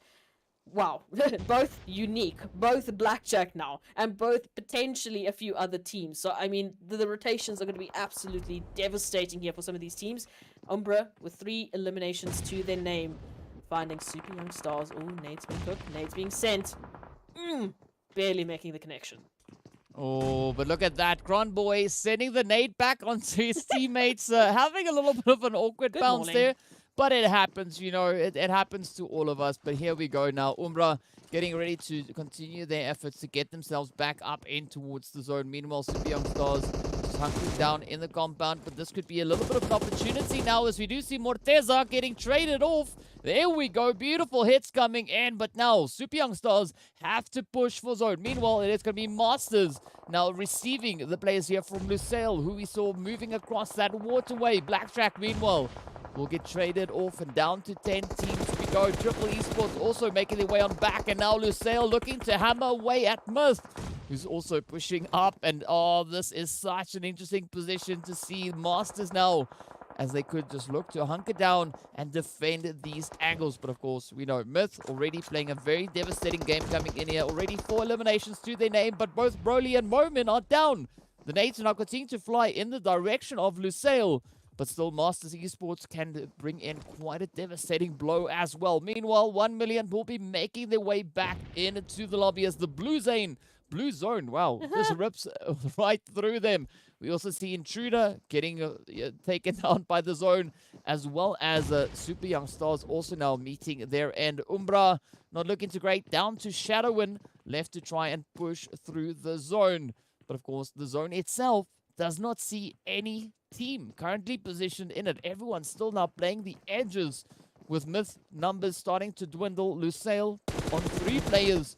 A good number moving into this phase, but will they be able to find these angles now onto the players here from Masters? Oh, it's rough for Virtual Gaming and Umbra, who are out in the zone, even Myth. But of course, Cryptics, they still have their sort of last possible investment if it comes down to it. They've got 1 member in zone to try and keep themselves alive for those placements. Now, Masters pressured up as Lusail comes on through with an absolute barrage of lead and ammo thrown right towards their faces. That nade could be absolutely huge. If it makes the connection, Lusail take quite a bit of damage here. Salam is down. Watson trying to reset and get back into the action, as Angelo, or better known as Bangelo, thanks to DK, is coming on through with a potential rotation, not before finding some crosshairs that they did not want to find. Sin now, last remaining hopeful here for an unfortunate team of Masters Esports now being left in the zone as rotations are being made, and Sin might just have to sit and heal it off as Myth is coming through with the cleanup. Wow, Broly just cleaning it up. Beautiful shot coming through.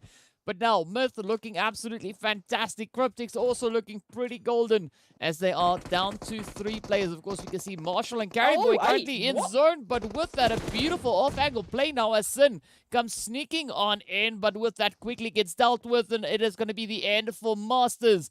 It is, of course, now Cryptics down to 2, as we can see. Carryboy and Marshall holding in. We got a Shadow in there from Umbra, just riding it out in the blue zone, trying to get themselves into that second position. Of course, now it is Ramsey cooking up the nade, trying to see if they can reach across into the side of Carryboy and Marshall. You can see Broly, Ramsey holding up the fort. Farok on the opposite end, just a little bit further up north.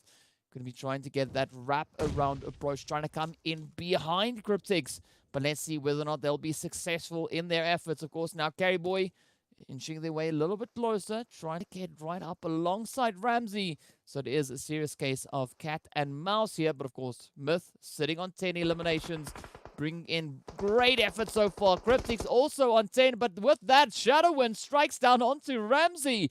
Off they go. Beautiful execution as Umbra now gets sent back into the lobby. It is going to be a 2v2 push to the finish right here on Sanhok. It is going to be Marshall, Carry Boy. Oh!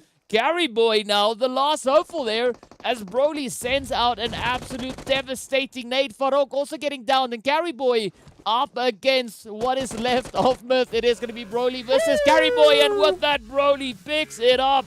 Myth walk away with the winner chicken dinner. Absolutely beautiful execution coming through, and that of course being Myth's first winner chicken dinner right here in the finals. I'm never going to get tired of saying this, but once again, we have another team heading up that winner chicken dinner. We have another team taking that first place on a particular map. I just love it. I love that we're constantly changing it up and seeing a few more names popping up in those top 5s, the top 4s. And those were crazy rotations they're coming through in those last phases of Sanhok. I mean, teams literally running and gunning into the zone against multiple teams in front of them. So crazy action coming through for our last Sanhok of the day, our second and our last Sanhok of the day. But it's crazy to see how, once again, different team, different name, different top 5. And there are some consistencies coming through, like Cryptics, as we know. I think the strategy on Sanhok is pretty much set and done. We know what it is at this point in time. But a few more teams looking to sort of lay the foundation, get some concrete placement points, which is fantastic to see. I mean, that was just beautiful from Myth to see them taking that winner chicken dinner. But I also got to commend Shadowwind for coming in with such a beautiful play right there at the end. I mean, yes, being positioned out in the blue, but still having a bit of a height advantage, right? Just looking down, spotting the players down below, taking or just laying it out over on towards Ramsey. And with that, opening up a beautiful opportunity. But strangely enough, Myth were able to bounce back from that, having the board now even, 2 versus 2, moving into that final zone. But of course, both teams then sending out those nades. It was just almost to perfection. So well executed by both Cryptics and Myth. But of course, at the end of the day, we did see those devastating sprays coming through. And of course, the winner chicken dinner going over to the players there from Team Myth. So once again, a huge congratulations going out there to the Team Myth. But of course, we have a few of the highlights from the insanity we saw over on Sanhok as well, just to remind the viewers of what we had happening. And I mean, so far, again, a very satisfying Sanhok coming through. Beautiful way to wrap up Sanhok here for today. And of course, we still have 2 more left to go. So Ez, what are you expecting to see for the rest of the day, though? Us unable to predict the winner, that's definitely going to be the case for the rest of the weekend. Unfortunately, these teams, or actually fortunately, these teams are just absolutely jam-packed with their talents, and they are ready to show us a little bit more of what they're capable of. But speaking of showing us, let's take a look at those highlights that DK were just prepping up for us.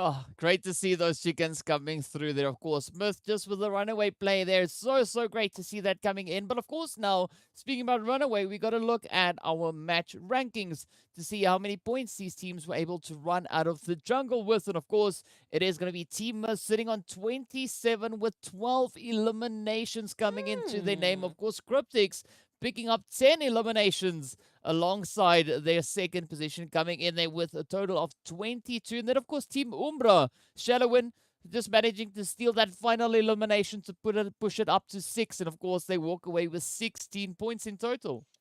Ooh, nice little bit of spread of points as we look at it. Again, the consistency coming through from a team like Cryptics, that does mean that they are consistently placing themselves in the top spots on the overall ranking. So even though they're not getting winner chicken dinners, they're getting consistent points. And I mean, 22 versus 27, it's a marginal difference. And the fact that they have stayed consistent is going to be huge. But we'll talk about that in a little bit. Triple Esports once again picking up 1 point. So I still want to see a bit more coming through from them. And unfortunately, we had a couple of bubbles being shared between G3 Temper, Darkness, and Slime4 KT. They had a bit of a tough time coming through into this last Sanhok of the day. But we'll see what Miramar and Erangel will hold for them. Virtual Gaming, Cryptics, both on triple digits now. Yeah, of course, Cryptics just 1 single point behind Virtual Gaming, 1 elimination away from sitting on par with Virtual Gaming. So beautiful to see that coming through. And of course, great consistency being shown by Cryptics here once again. Of course, 1 million just now down into 3rd place. We can see they're on 97, just 3 points away from joining them up in the triple digit club. Of course, Team Myth looking pretty fantastic right there as well. And then we also see the players there from Team Umbra sitting all the way up and towards that 8th place. So again, some very satisfying performances coming through here from the teams. Team Umbra taking that leap from 14th all the way up in towards 8th place. As we look over on the 2nd page, we can see the players here from Team Unique currently sitting up in 9th, and they've been able to maintain their current position. G3, of course, now getting moved down a slight tad bit, as we did see them finishing off on that that bubble, the unfortunate bubble, but it is still very much neck in neck all the way down to where Darkness is currently situated. Yeah, and then it's 30 points difference there towards Triple Esports, who need to make a bit of a change coming through into the next couple of games. But we'll see. There are plenty of opportunities. We've got 2 more maps for today, 6 more for tomorrow. We'll see how those are going to change. I do think there is a bit of room maybe to reset some of the positions we at least have for these teams. And definitely still some crazy shifts that could happen.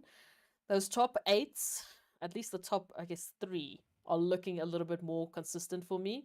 But I think we've got a very interesting set of games up ahead of us. Yeah, we definitely do. And of course, we also got to give a lot of love going out to Monster Energy, our official energy drink partner for the PUBG Mobile Pro Leagues. Now, speaking about exciting matches, we still have 2 more to go. 1 Erangel and 1 Miramar. Next up, of course, we are going to be heading straight into Miramar for a little bit of that desert action. So be sure to stay tuned, and we'll see you guys right back after the break.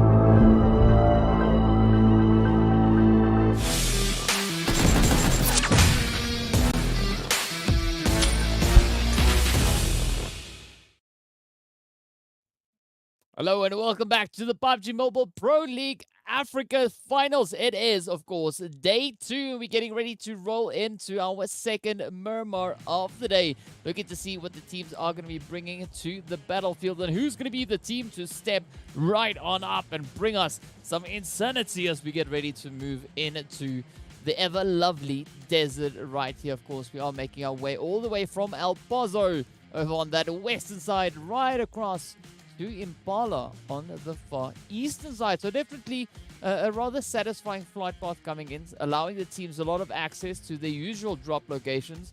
But now this time around, we're going to wait and see where the zone is going to be going, right? We didn't have a crazy eastern shift so far today. Maybe that is still on the table somewhere. Who knows? It could go either which way. But of course, we'd love to hear from the viewers. Let us know on social media what you guys think is going to be happening in this match. Who do you think will be the team to walk away with that winner chicken dinner? You can let us know on Facebook and Instagram. Of course, look for the PUBG Mobile Esports.Africa pages. You can also just let us know in chat. That's also an option. We'd love to hear what your predictions are for this match. Absolutely. And of course, we're going to wait and see if that zone is going to be mean once again, because it was absolutely crazy the last time we saw Miramar. So let's take a look this time around. Of course, plenty of opportunity for teams to get into their favorite spots. So no alternative drop sites just yet required. And to the north, it seems we will be going. So Oasis is actually in contention this time around, which might be a little bit of a fun change. We had already a bit of a spoiled Sanhok. Well, not spoiled, it was a great spoil for me because we had Cave. Maybe Oasis might be the option this time around. Rest of the teams, though, taking some rotations. It does seem like we have some potential fun times there with Blackjack, and a few of the other teams making their rotations as well, but the rest looking pretty safe, at least for now. Yeah, does look pretty safe, at least for now. But again, a nice little shift. We did see this northern shift yesterday as well, right? With that whole kind of Oasis play being an option all the way up towards that northern side. But now this is where we get to see what the teams are going to be doing, right? Will we see a very similar kind of approach coming through, or are the teams going to be looking to change it up? Again, Zero Tolerance having a very comfortable position all the way over in towards the ruins that we see up in towards that northwestern side of the zone. But I mean, we have Umbra looking to get a little bit more mobilized right here alongside the players from Triple Esports, of course, who are currently occupying the lovely Picado. But, you know, not a lot of contention, really, for these locations that we see. And I got to say I like that because it is a healthy approach. And that means only one thing, that it is going to be absolutely insane when we get into those later few phases, as the teams seem to be pretty persistent, right? They don't want to be the first one to get sent back into the lobby. And so far, they've been quite adamant to stay on this match and map as long as they possibly can.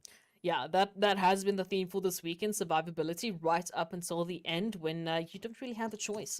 So we'll see how that's going to come through. I do hope the Triple Esports just stay out of the line of sight of Team Umbra. Don't get involved just yet. We know we need them to pick up some serious points. So hopefully they can make it happen. But of course, looking at the rest of the teams, a little bit of fun opportunities here for both Intruders and Blackjack as well, who are similarly pretty close, like we saw with Triple and Umbra. We'll see if that's still going to be the case with these migrations now heading towards the center part of the zone. Cryptics, of course, finding their favorite southern side parts of Miramar. Going to be able to just do a little bit of exploring, maybe pull up right behind Virtual Gaming. So those could be some fun rotations to come on through. But DK, where are you looking for this zone shift to actually go towards?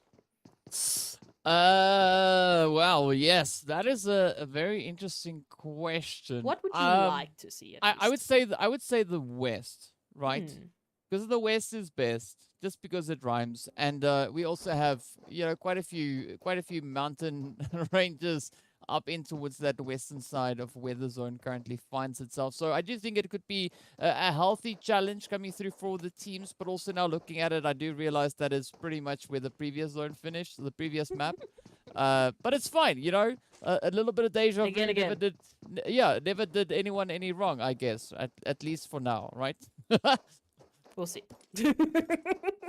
But look, there is even, creative fields involved there towards the western side of the zone, so it could be a little bit crazy.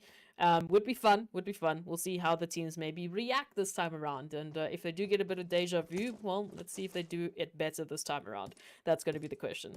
I mean, looking towards that center part of the zone, once again, we can see quite a few teams moving on through. G3 Temper, Unique, and of course 1 Million Esports quite close to one another. Will be a fun little change up, as we can see, maybe of some early engagements. As we said, I'm still waiting to see if we're going to see a huge change in dynamic here. But Phantom, once again, just laying low, hoping that G3 Temper are not going to sniff them out. Yeah, definitely going to play the quiet game here, because they don't want to get sent back. Already Unique, they're looking relatively good on that leaderboard. They're currently sitting on 69 points, and now it could be 70. Oh! Phantom coming in with a double whammy right there. Of course, next up is going to be Nacho looking to rush up right behind our friend here. But, oh, Phantom gets ghosted. Down they go, but Sly coming in with a quick response. Will this now be the end, as Buden also starts to move on forward? Unique already finding that first confirmation. That is 1 point. That is what we want to see. Now they're just going to look to pile them in. Of course, now Scope is going to be looking to contest right here. Slyke also looking to rotate up. Buden frantically trying to get that res pulled in, and up comes the pressure now, as we can see Chills and Scope coming through with the hits. The first bit of action landing on towards Buden, but with that, Six tries to get in the vehicle. It's not going to be enough, as Slyke sends in a nade, and now Buden getting caught in a very uncomfortable position. The nades flying through, and with that, it is the end of the road. G3 getting eliminated first. What is going on? Phantom, listen, just absolutely my applause to you. That was insane. Picking up those two, and then just a beautiful rotation from Team Unique. I kind of love to see it, and I kind of don't love to see it, because that means G3 Temper is back in the lobby. I have mixed feelings, but we'll see how the rest of this Miramar is going to go, with the G3 Temper going out first on Miramar. That is a weird sentence, DK. Oh, I don't know if I like that. Yeah, it feels weird in my mouth when I say stuff like that. But, we can't argue. It happened. It's there. It's, it's live out there. It's just, it's the way the cookie crumbles, right? C'est la vie. It happens. It's unfortunate, but, we got to deal with it and move on. We still have 15 teams still to kind of show us what they've got. And, who's going to be the team to walk away with that lovely winner chicken dinner right here over on the desert. And, of course, as we look down south, it is going to be Blackjack and Intruder. Ooh, look at that. Off hammering down, finding the devastation, and almost getting the confirmation into MG. Fortunately, Lelouch comes in with a spray and pray there, just taking aim now, trying to see if they could fend off the Intruder team while they try to get those reses back on through. But a beautiful approach coming in from Raouf. But no, this is where Blackjack needs to be relatively quick in their response, right? They need to get that res and just get the heck out of Dodge. Absolutely. And I mean, for Intruders here, I'm not sure if they're going to actually take this full investment into, this fight here between them and Blackjack, because Hemo and, of course, Omar actually quite split up from the rest of the team. They're still in zone, making their rotation in, so if they do take it, it might be a duo v the rest of Blackjack, but we'll see how it's going to turn out. Might be a bit of a disengagement coming through now as the rest of the teams making their way into zone. Cryptics, once again, no surprise, out in the blue zone, making a bit of a longer rotation, nice and safely, right alongside, of course, Virtual Gaming, though. So that's going to be interesting to see. We'll see how those turns come through. The rest of the teams, of course, center zone, no surprise. Now the next shift comes on through, and we look once again towards, well, the center. Nothing too crazy just yet. Miramar is behaving, at least for the time being. Yeah, right. I think we've got different definitions as to what it means when we say Miramar is behaving. But of course, well, Darkness and the players there from Slime4 KT finding themselves in a little bit of a position up in towards that northeastern side. Meanwhile, Myth is going to be rolling on through, as we can see them now just heading into the side here of San Martin. But up comes the Super Young Stars also now just looking to rotate a little bit further on towards that more northern side. And still, like, the zone in a good position, right? Not as far west as I would have hoped, but it's fine. I'm happy with where it chose to go this time around. And of course now, Slime going to be ready to welcome the players here from Darkness in towards this eastern side of the zone. Ideally, we'd like to see both teams continue on their rotational path, but it does seem like Slime is going to be looking to get themselves at least a little bit more set up in towards this northeastern edge. We do have the players from Lusail also not too far away from them, as well as 1 million. But Darkness, they're smoking, right, Manuel? And this is not the good kind of smoking. This is the, you probably shouldn't be doing that kind of smoking. Yeah, there's some funny noises coming from that engine, so might just want to stop and check it out. We do know the vehicle physics in PUBG Mobile are not quite the same. I even confirmed it last weekend. I also got myself stuck, but I at least confirmed that the physics don't match. Okay, Decaf. I had a scientific investigation, but we'll see. Cryptics now taking a bit of a rotation right behind Virtual Gaming. So I said it might be interesting depending on how they take those rotations. And what's turned out to be the case is Virtual Gaming have pulled up right in front of the line of sight the Cryptics have. So right behind each other they go, but of course Cryptics taking it nice and slow into the zone, so they're not full on rushing, sending it and straight into a fight here with Virtual Gaming towards Power Grid. So we'll see how that's going to end up, but they might have some great information. I'm not too sure if Virtual Gaming have the same. But rest of the teams making rotation in. Intruders and Blackjack a little bit slower, but they will be able to make it well within that time. Not going to get ticked away by the zone. And again, Central Band is looking crazy. Yeah, I mean that's kind of a thing for these teams. But now another thing that we see happening here is going to be Zero Tolerance and the Super Young Stars. Now look at this, a 2-2 split coming in from Super Young Stars. It's paying off beautifully as we can see Vortex now getting traded. Skydo trying to just alleviate a little bit of that pressure coming in from the side. But look at the Super Young Stars. Not going to be waiting around outside. They are going to come pushing on forward. Joker right there on the front line. Lashin getting down as Hates comes in. But down goes Hates as Cronboy sends in a beautiful nade. Such a fair trade-off coming in between both these teams. Now it is up to Lord and Skydo to try and keep it all together as the Super Young Stars continue to apply the pressure. Only one player knocked now on Super Young Stars, but they got to act quickly because we can see Broly from Myth also looking to rotate up in this direction. Chala just on the opposite end of this wall. Skydo looking right at them. If only they knew. If only they could see what we see. And up comes the rush, and with that, down goes Chala. Up comes the next taker, and of course, Joker lands the blow on Skydo. And with that, it is all down to Lord to try and make a play here. Is Lord going to try and fight it out, or maybe look to get away? Get out of Dodge, as you like to say. But of course, we know, I mean, a 1v4... Hey, whoa. A 1v4 is not going to be easy, but of course, Myth might have something to say about that, as just a couple of shots are thrown in the back there of Super Young Stars, giving Lord an opportunity to get out of the danger, at least for now, because they are making a bit of a beeline there towards 1 million, but we'll see. Triple Esports finding themselves right pretty much close to center zone, and Umbra now being... Maybe thrown into a little bit of a dangerous situation thanks to Intruder have pulled up and are looking to get some eliminations here.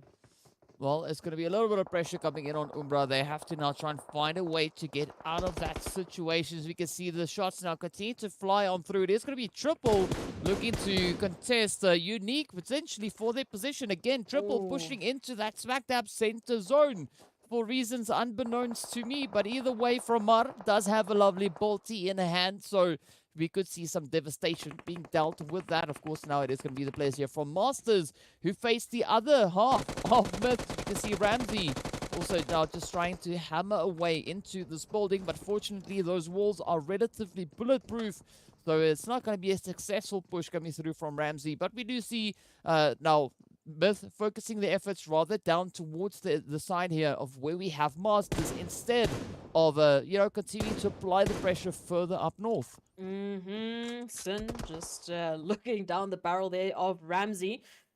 Quite a bit of a brave sight, if you ask me, but we'll see what's going to come from it. Of course, Masters, they still got their full squad. Same can be said here for Myth, but Myth not as close as they would want going up against the entirety of Masters, which is definitely a great potential opportunity. as well as we have to consider virtual gaming now has an opportunity to actually pull up right into this area. And if they choose to just beeline it, they could find themselves pretty much in the middle of the duo split here of Myth, which would be very difficult for Myth to try and deal with, as they will unfortunately have their backs in between a rock and a hard place. Now, Cryptics, they've made the rotation up, they've avoided virtual gaming, and they've pulled up right alongside Team Umbra, who are now lying in wait, waiting for the rotations to be made. They need information. You can see Senke just spotting out a couple of players there, trying to get into zone. Triple Esports as well, laying low. So yes, they're in center zone, but hopefully they can keep quiet. Marshall taking a bit of a beeline there towards PRZ. Great information, but again, the split here for Cryptics could be devastating. It could definitely be quite devastating for them, but up comes the spray now. Marshall not having that element anymore, but now takes aim on towards Wasted and Shadowin. PRZ quickly just getting out of that vehicle as well. Unfortunately for Shadowin and Wasted, they were also to get themselves out of that vehicle before it blew up right alongside them. Now is going to be the opportunity for Umbra to try and make a little bit of a stand, but Senke coming in with those hits right on towards Wasted and Shadowin as they feel the pressure. But look at this quick reposition. PRZ now left to try and just quickly pick up the pieces here, but this is going to be a beautiful rush coming through from Cryptics. Once again, they've set their eyes on Umbra, and that is exactly where they are going to be going. PRZ, ooh, facing quite a bit of a challenge. Up comes Marshall, fishing for those hit markers. Down goes Marshall. PRZ with a beautiful hit. That's what we love to see. Now, all PRZ needs to do is just repeat that 3 more times, and then we could see Umbra making their way out of this engagement. But a beautiful push coming through from Cryptics, and I mean, I do expect this to be possibly the end of the road for Umbra, unless of course PRZ is looking to surprise the living heck out of us right here. But those nades continue to fly on in. Triple Esports also could be quite a bit of a threat here to PRZ's position. But Carryboy can't get a clear line of sight, as we can see Carryboy frantically searching for that angle. Another nade getting sent across. Oh, Lazy Boy running straight up into that one. Let's see, PRZ sends out another one. Will it find the bounce? Not yet, just a little bit short. But Senke now looking to reposition that vehicle, just pulling through the opposite end of that smoke. And Cryptics now either going to come rushing forward, or they're going to try and flank around. It does seem like they could maybe just be looking to bring in a quick reposition. But of course, we got Intruder also now on the receiving end there, as well as Virtual Gaming. And that is a beautiful saving grace coming through for PRZ. Yeah, you got to keep your head on a swivel. There's plenty of teams here to work with. And exactly to be factual, it's 15 teams that you have to worry about, all looking for their space in this very, very tiny zone that is surely getting closer. Okay, but speaking about getting closer, Plaza just right up against Lord. Lord, trigger discipline. Oh my goodness, is going to come through and not have to do a thing, because Lashin is going to find the angle. So for now, zero tolerance. Or at least Lord is just hiding, just beautifully. Hide and seek champion. The word to say here is, oh my lord, right? Because that is what we saw right there. Lord just bringing it in like it ain't nobody's business, right? Just showing us what trigger discipline is supposed to be. Even though the player standing smack dab in front of you, Temptation. you don't take a single hit. Of course, now Cryptics getting reduced down to potentially 1. Yep, indeed, it is going to be 1. As Senke is now the last remaining hopeful. Omar is finding a beautiful nade right into the side of Cryptics. But of course, looking at that southern side, it is going to be a little bit of a crazy play. But who will now be able to bring that one home? Of course, Senke now getting caught up in the bathroom there. Lord still just waiting patiently. I mean, I'm pretty sure when Slime4KT do the VOD review of this current feed, right, they are probably going to kick themselves, as they have no idea how close Lord is to them. But meanwhile, it is going to be Storm focusing on towards the side here of 1 million. Beautiful off-angle approaches coming through, and Storm now just looking to clear it up all the way on through. Blue Zone starting to make its way on in. Dexter is going to be the last hopeful now for 1 million. Could this be a clean swipe? Oh, Pronto looking right at him. Please. What? Please, just do something. Lord coming on through is going to find Slime4KT. Pronto is going to be going down for not making a move. I don't know what the POV is coming through from that one, but Plaza is quick to retaliate. So, oh my god, I don't like that. Oh no, I don't like that. I don't know. Like that was like Storm Slime for KT. What? Please. that was interesting. But of course now as we continue forward, Pronto, yeah. maybe his screen was a bit dirty. Let's go with that one, right? That's the answer for now. Yeah, We'll yes. stick to that one. But of course, Aimer now getting caught out as well. And we can see Lusail now making their advances, looking to rotate back up into zone. Meanwhile, Triple Esports gets sent on back as we can see Intruder now stopping them right there in their tracks. Of course, we did see a knock coming through. At least Hemo getting knocked down, but unfortunately not a confirmation for Triple Esports as they now walk away with 1 point under their belt. Meanwhile, it is going to be Lusail Salam just havering it down on towards MG as the confirmation comes through. But yeah, Blackjack still having 1 player in this match, and it is going to be a very quiet approach coming through from the side of Blackjack, at least for the remainder of this match. But now look at this darkness moment trying to come in with a spray down. It is going to be Lusail looking to rush on forward, and also a little bit of that super young star action coming in. Team Umbra getting eliminated as a PRZ gets traded on down. And up comes those repositions now. Super Young Stars looking to push in over from that eastern side, northeast. But they got quite a few teams still positioned up ahead of them. Meanwhile, it is going to be Myth and Darkness fighting to the finish. As we can see, Tornado also now getting on down. But let's see what Moment will do. Moment, of course, all the way up towards that far northern side of the zone. So, yeah, Darkness still in a position to continue the fighting. As we can see, Moment now hammering down on Boyka. Salam is going to be the next potential target here. Quick vehicle explosion just to, you know, flex a little bit there. So well played by Moment. But now it is going to be a risky rush as Salam also has to try and make that trek back into zone. Yeah, with the, what did you call it? The fastest vehicle in the game? Yes. Yes, the fastest, absolutely. The speediest of speeds. But of course, Unique now finding Masters Esports Band, throwing a little bit of a welcoming nade towards Scope. Not going to be making that connection just for the time being. Slyke is knocked, so Unique have to do a little bit of recovery here if they want to take on Masters with their full force of numbers, of course. Going to come through now, potentially with a little bit of a re-engagement. Masters making sure that there is plenty of utility for Unique to just maybe throw their faces into it. But of course, Slimeful KT now being confirmed going out in 11th position. So yes, placement points are up for grabs, but again, that zone shifting up and favoring Myth, meaning the rest of the teams need to finish off the engagements and prioritize rotations, because it's going to be absolutely chaotic with 10 teams still in contention for something coming through on this last Miramar of the day.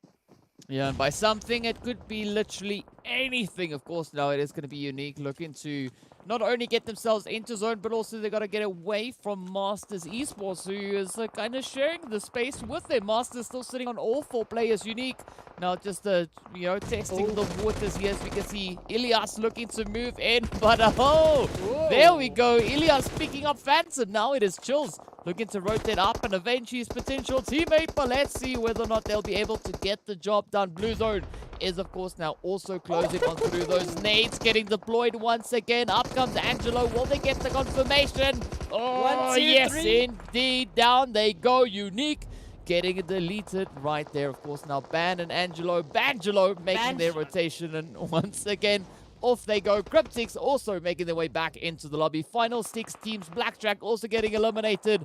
And now we look to see who's going to be picking up that final few plays. Of course, we see Moment from Darkness holding up in towards the north. Myth now trying to defend their southern position while Intruder comes rotating up in towards the zone. It is going to be a shock and awe approach, but Hemo gets taken on down as Farouk steps up with a beautiful hit.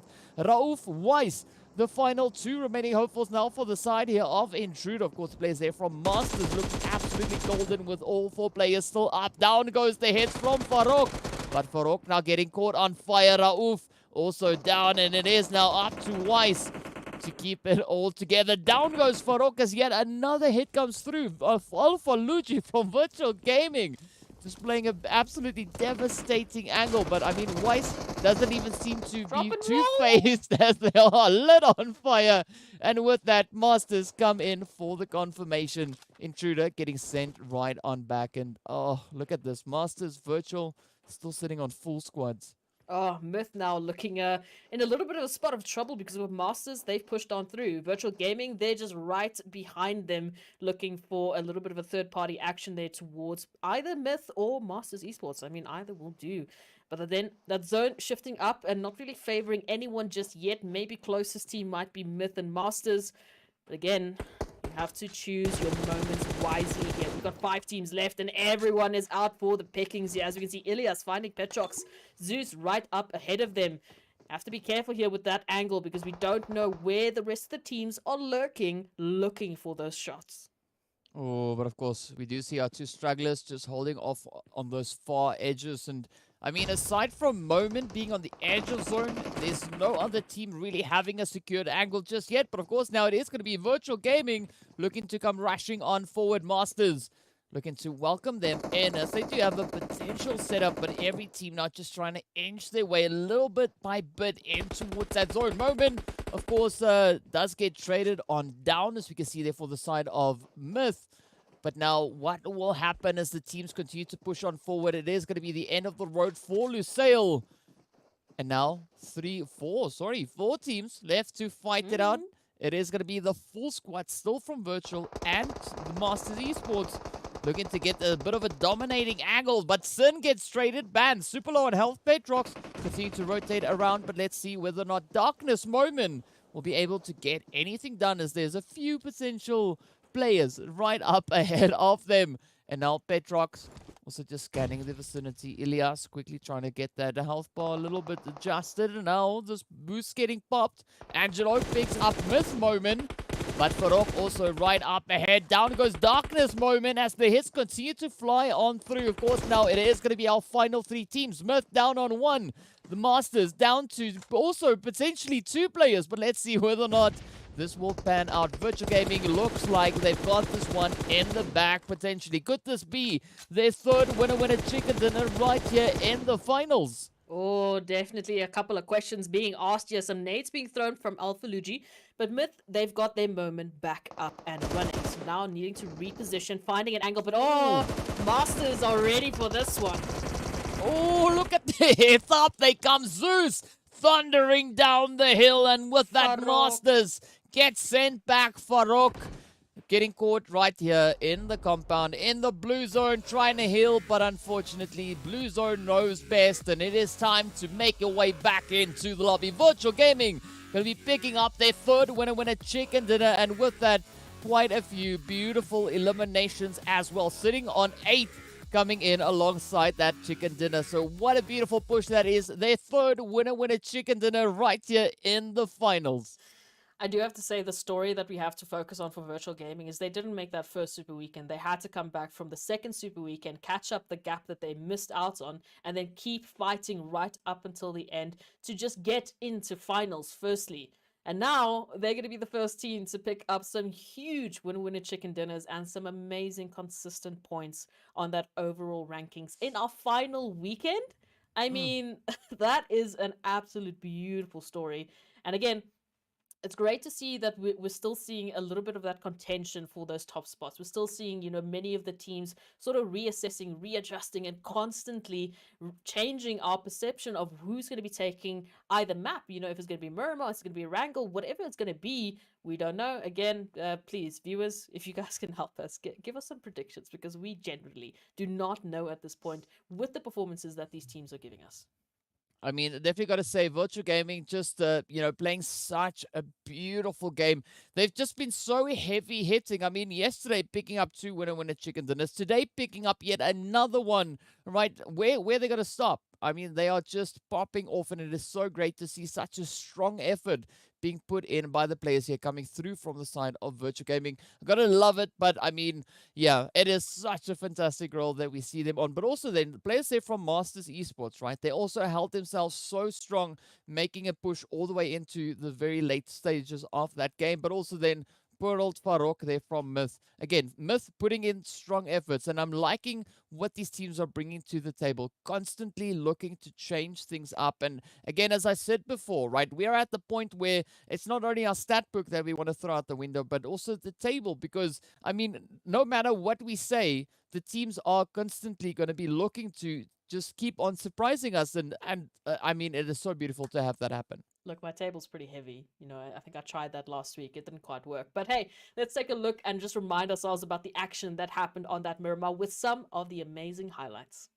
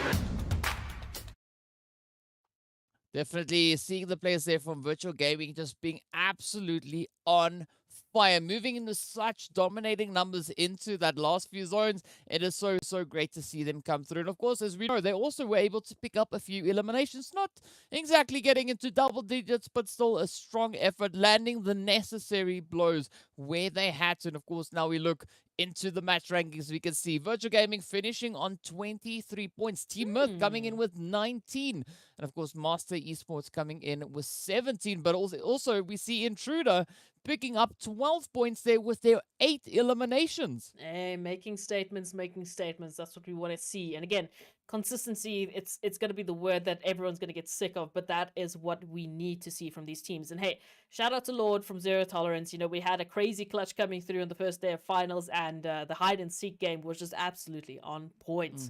But again, Triple Esports picking up 1 point. I don't know, DK. At this point, we have to wait and see. We do, but I feel like it's getting really tough for some of the teams, especially on the second pages of this overall rankings, because they're running out of maps. I think that's just the scary point, is that we're down to 7 maps left. Yeah, they're definitely starting to run out of opportunities. But of course, as we look over on towards the overall rankings, it is going to be Virtual Gaming sitting right up at the top there with their 3 winner chicken dinners under their belt. It is absolutely insane to see that, and it's so satisfying for them, though. I mean, they've been able to just hold on to pole position. Of course, Virtual Gaming then see the players there from Cryptics and Team Myth actually now right hot on their heels. Team Myth moving up from 4th place, trading places with 1 million esports. And of course, if we look over on towards the second page, this is where we can see it is still very much a close call situation, right? There's not a big disparity with regards to points coming in for these teams. It is still super accessible for everyone, still very much sitting from 4th place all the way to, I'd even go as far as to say, like maybe 15th position as well. So I'm curious to see at what point these teams are going to be popping off. But I mean, one thing we can say for Triple is they've been consistent so far today, right?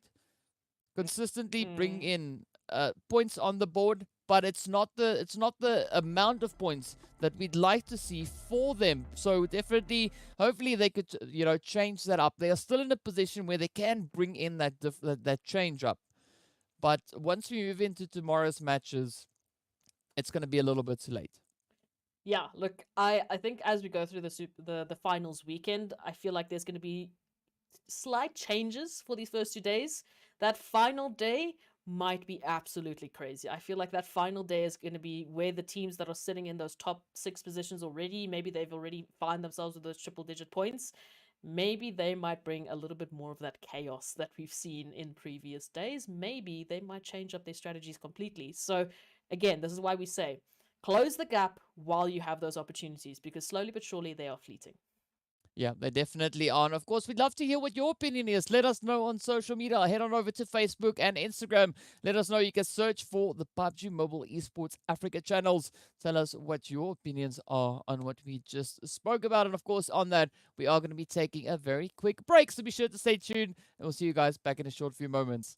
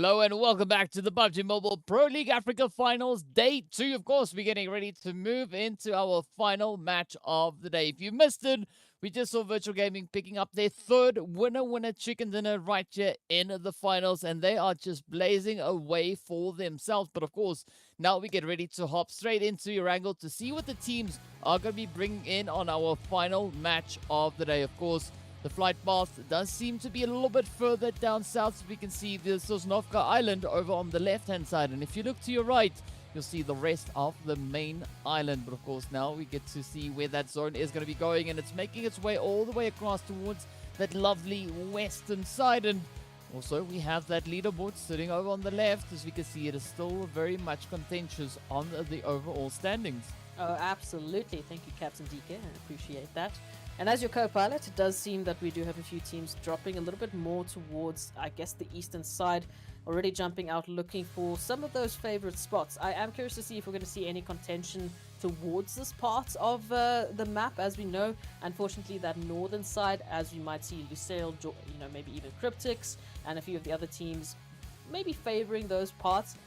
Not sure if they're going to be going for them this time around. So alternative drop sites will be where it's at. And of course, for Masters and Intruder, they're just having a great time. They know that they have the military base all to themselves.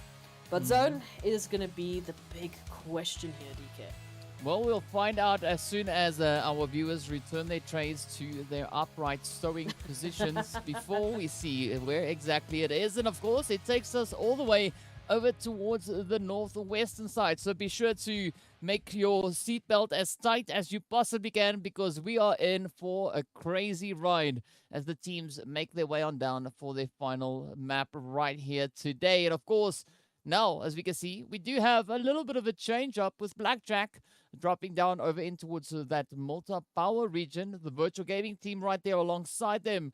Of course, Darkness also a lot more of a southern position for them, but they are looking to disengage and get themselves situated much further up north. Of course, the same can be said coming through for the players there from Slime 4KT. And as we look a little bit further towards the western side, it is going to be Zero Tolerance and the players there from Lusail.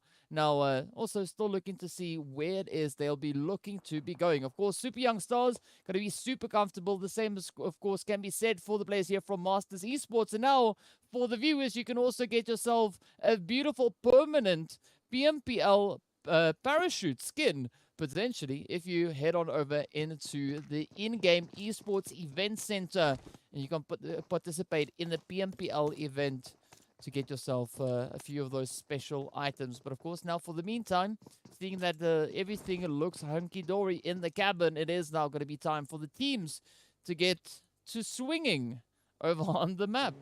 I was waiting to see how long you were going to take that joke, but I applaud your commitment there. No turbulence jokes, which, I mean, I was just waiting for. I was waiting for the turbulence jokes, but hey. Alright, so what I do want to ask is Virtual Gaming running this 2-2 split right alongside Blackjack. Of course, they couldn't have known that Blackjack is going to change their drop site, but surely they're hopefully going to get that information and rotate on through. It does seem like Blackjack actually might move up towards the other two of Virtual Gaming there by Lipovka. So that might be a little bit interesting to witness. We'll have to wait and see if that's going to happen. 1 million as well, a little bit of a change up, has moved up already from Milta, getting a little bit closer towards that zone, maybe even heading towards that northern part. As we know, pretty much the northern side of that island pretty much fully up for grabs here for the teams. They can have some nice peaceful looting phases if they take those early rotations, but we'll have to wait and see. Again, very spread out approach here, and there's a few teams that I am staring at on the map to wait and see if they're going to make their move on our last Erangel of the day. Yeah, man, fully, fully, of course. Now, yeah, it's time to see what the teams are going to be doing. G3 going about their business, as we can see, just doing the usual up in farm, getting themselves ready for a potential rush a little bit later on. Meanwhile, there is going to be Blackjack and the players here from Virtual Gaming having a little bit of a back and forth. Virtual now trying to push Blackjack out from rotating into their region, as we see now Zane and MG continue to make their rotation, heading back into what is a little bit more of the, the familiar territory for them. We usually see them, of course, dropping, relatively close towards Mansion as they've now returned into that region. Of course, the players here from Slime also making that push all the way up and towards Yasnaya. But this time around, again, we're going to look to see what the rotations will be bringing in. We do have the players there from 1 million opting to rotate all the way up in towards Severny, so they'll have a little bit of tranquility up in the northern side. As we know, there's no other teams really committing to that far northern reaches just yet. And well, aside from Lusail, who we see having wanted now just on the opposite end of that waterway. Yeah, for the time being, hopefully a bit of rotation would come through and they regroup to get to their favorite spots. But of course, there's some fun opportunities here for some of the teams, and again, a nice bit of a split approach coming through from like Team Unique, Triple Esports, even Super Young Stars, to not only maximize their looting potential, but of course get that information locked down with the rotations that need to come through. We're going to see that mass migration happen once again, and that does mean that information will be key. Already, Umbra taking a nice bit of a rotation there to potentially zero tolerance. Ooh. Okay, this might be a bit of a fun one. Maybe they might just pass on through, take the bridge, get to the northern side. We'll have to wait and see. We do see PRZ pretty close, but the rest of Team Umbra still have to make that rotation. So, I don't know. This makes me a little bit nervous.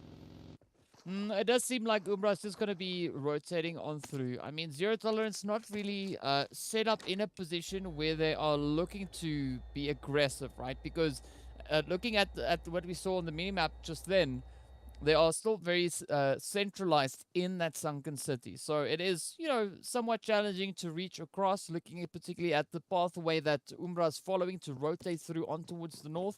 So it is going to be a little bit of a saving grace, at least for Umbra, to continue on with their efforts and, you know, get themselves a little bit more situated and set up. Just on the opposite end, as we can see them now pulling up into Cube. But of course, Darkness rotating up as well from that eastern side.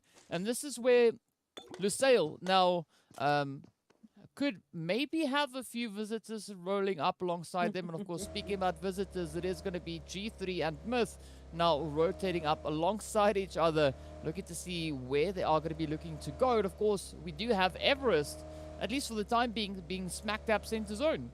And open for the taking. I mean, Triple Esports there towards the southwestern part of Everest, maybe inching a little bit closer and closer to the opportunity, but not taking it just for the time being. Of course, looking at this, G3 Temper and Myth just, you know, checking who's the fastest with their rotations right now, shoulder to shoulder.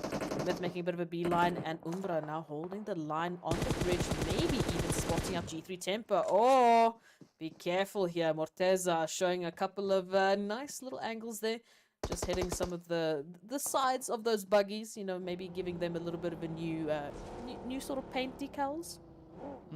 Yeah, there's nothing wrong with a little bit of a touch-up coming through, but of course now they got to be careful because we've got G3 just pulling in on that southern side of the waterway with the Cryptics moving in from the west. So it is going to be quite the contentious region once again. But I mean, Cryptics now very well situated up in towards the container yard here. We do see Lazy Boy quite some distance away on the opposite end of Hospital.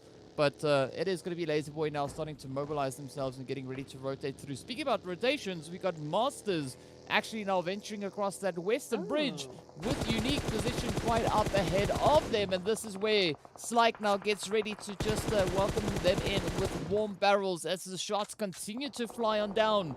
And a risky rotation actually coming through from Masters. But of course, now they've decided, you know what, it's better to maybe try the eastern bridge. As, you know, the West is just a little bit too hot for them to handle, and I can't really blame them. And they can actually afford to do it, right? It is still first phase. The blue zone not going to be too damaging to them for the time being, so they can actually pull off that rotation or just wait for Unique to rotate through. At least they've got an informant on the opposite end of that bridge. Yeah, a little bit of a scout position. Elias will hopefully be able to survive and just get the information that Masters needs. Maybe they can wait it out, or maybe they'll take that bit of a further rotation in. Rest of the teams are going to head on through to the river. You can see Petrox also just making a bit of rotation right past Blackjack Esports, who are just keeping a watchful eye for the time being, not getting involved, but getting the information that they need. Virtual Gaming going right through Blackjack and Slime for KT, just something to note there. So 4KT still in zone, still needing to get in their cars and get a move on, but Virtual Gaming might be the first team in zone. And if that is the case, we could have a bit of a setup coming through here as they head towards those buildings. But of course, 1 million, Severny, nice and peaceful. They don't have to worry about a single thing. Still very open there towards both the northern and southern parts of the zone. Mm-hmm. Yeah, some beautiful positions that the teams can still look to occupy. But of course, now Cryptics, just, not too hastily in their approach. Just going to be moving up a little bit. Just, trying to gather a little bit of information a little bit further up ahead as well. But again, not going to be doing anything drastic, at least for the time being. But now, of course, it is going to be rotations to come on through for the rest of the teams. And Cryptics now just hunkering down, looking to see where this next phase could potentially be moving. A 30-point turn coming through there, as we saw as well. Not the best place to try and turn a vehicle around when you're in the garage, but each to their own. Of course, it is going to be Blackjack now having a position just north there of Rozok. But yeah, again, it's a little bit of a contested spot. We've got Darkness, Manuel coming through with that Mosin, just tapping away, just alerting Blackjack of their position. I don't think that was necessarily the best decision to make. Again, each to their own, but they got to be careful because 1 million is sitting just north of them, so make too much noise and you could get bounced upon. And I mean, just for the teams, or at least for the viewers who are looking to keep an eye out on Masters Esports, as we know, they're still out in zone. They have avoided Unique, who have just moved right past their scouts, Ilias, who got the information to the team. So they're on the bridge, making their way onto the main island. And seemingly, it looks to be a safe route for the time being. That is until they look for their spot in the zone. We'll see what those information from Ilias at least can provide. The rest of the teams looking a little bit congested. Again, Everest actually in control of Triple Esports, who are holding the line, looking at the rest of the teams. It might be a little bit difficult when they have to make that rotation down the ridge line into the rest of the teams that are set up, like Super Young Stars and Myth and Cryptics around Everest. So that could be a bit of a difficult rotation for them to make. A little bit worried about that, but we'll have to see how it turns out with the next zone shift. Yeah, I mean, it's going to be interesting to see where the teams will go and also where that zone will be taking them. But whichever way the zone goes, a few teams will be zone blessed, unless, of course, it moves all the way up in towards that northwestern side, where we can see it as quite open, at least for the time being. But I'm liking that approach coming through from Masters, not looking to rotate too aggressively through the zone, just hugging the edge. And now that is exactly where the zone has gone, into that beautiful open expanse that we see just outside of shooting range. I love it when I'm right with these things. You just got to call them for what they are. But now it's going to be chaos, as we can see a lot of teams having to push up from the south and the east. Hey, I called a cave, you called a shooting range, basically. So, fantastic opportunities here for the teams now to make at least make their own opportunities. I think 1 million might be one of the first to do so, as they're the closest to getting into that expanse. And of course, Lusail now, unfortunately, having to deal with Cryptics rolling up on their position. Marshall, right up the stairs we go. Salam just dropping down at the nick of time, but can they get away is the question. Carryboy throwing a couple of shots through the window onto a bouncing Salam, who just around the corner we go, down to the floor, but is not going to be quick enough. The rest of the team of Cryptics will make sure their coordination is in check. So Lusail will have to say goodbye to Salam for the time being. Watson is the closest, alongside Wanted at least, to get involved here, but I'm not sure if it's worth it. I mean, Marshall just has to go around the corner and then the third should be done. Yeah, who knows? I mean, it could still turn out either which way, but of course, a good position now being taken up here by Cryptics, already just clearing out the building. And now it's up to Lusail to look to see what they will be doing from this point, because already we know they are situated up in that 6th place, and they are going to be looking to just fortify their standings on the overall rankings. And with that, it is going to be Salam saying goodnight for now. That is the end of the road there, but of course, there's a lot of action still brewing up behind them. As we've got G3 and Myth also still looking to squeeze their way up in towards the zone. But it does seem like Lusail is looking to put a little bit more distance between them now and Cryptics. And I do think that is a good decision being made right there. Oh, absolutely. Let's disengage and focus on the mass migrations. you know, that's going to be their worrying factor here, because we need to look at all of the teams that are going to be pulling up right behind them, like Super Young Stars, Blackjack, who've already made their stance there towards shooting range. 1 million, a little bit more towards the eastern side, as the other teams that were rotating had deterred them. Unique as well. Ooh, nice bit of air there thanks to Chills, making rotations into the zone right alongside Masters Esports. So they're caught out in the zone, and if they're not careful, they might have to take a little bit of a fight. Of course, Zero Tolerance also involved in this one.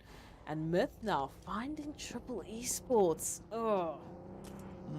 It is a bit of an you know, it's a tough run so far today for Triple Esports. But of course, speaking about tough, it is going to be G3 looking to apply some tough love onto Super Young Stars. We can see Lash in position just up ahead of them, that zone. Also now getting ready to pop up once again, prepping itself for another crazy move. Where will it go?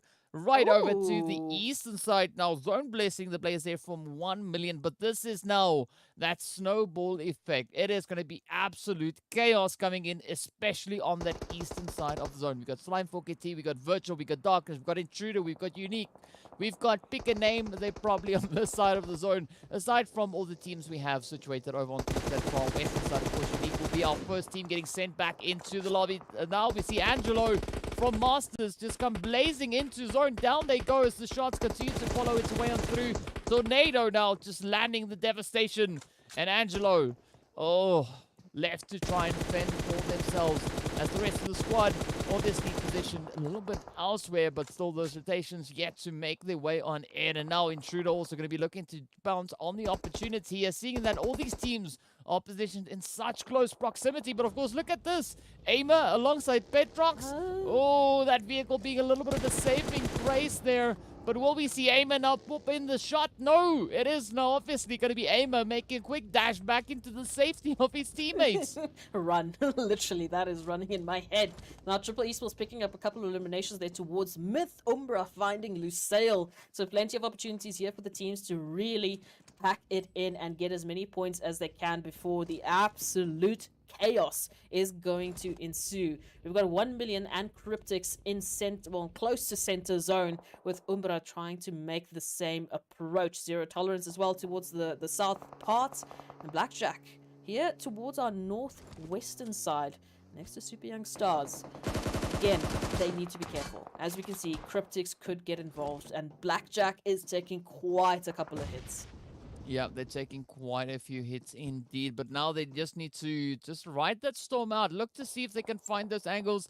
They are a little bit spread out, but that is not a crazy spread coming through from them. And I do think it's a bit of an advantageous angle for them to be taking. Of course, we got to see the players there from G3 also now looking to squeeze on through Lelouch. Just keeping a little bit of an eye here, looking to see if they can spot Flacco and 6 rotating in, but up comes Nacho as well. So this is now going to be a hot seat situation, as Flacco starts off with a few hits flying in their direction. Meanwhile, we do see a few more hits coming in the feed, and of course that smoke getting popped in the air, it seemed there. But Umbra continuing to apply the pressure on towards Triple Esports, all the way down into with that southwestern side of the zone. Now it is up to Blackjack, G3, and Cryptics to kind of maybe wrap up this fight. But as we can see on the minimap, so the players there from Super Young Stars just holding on towards that western position. And it does seem like Virtual could also be just mobilizing themselves, but we'll keep an eye on the map to see where they go. Meanwhile, it is going to be 6 now, just looking down onto the players here from Myth, who come sneaking in, finding a quick knock on towards Nacho. Now Buden also getting traded there as Virtual Gaming come in swinging, and this is going to be an absolute bloodshed.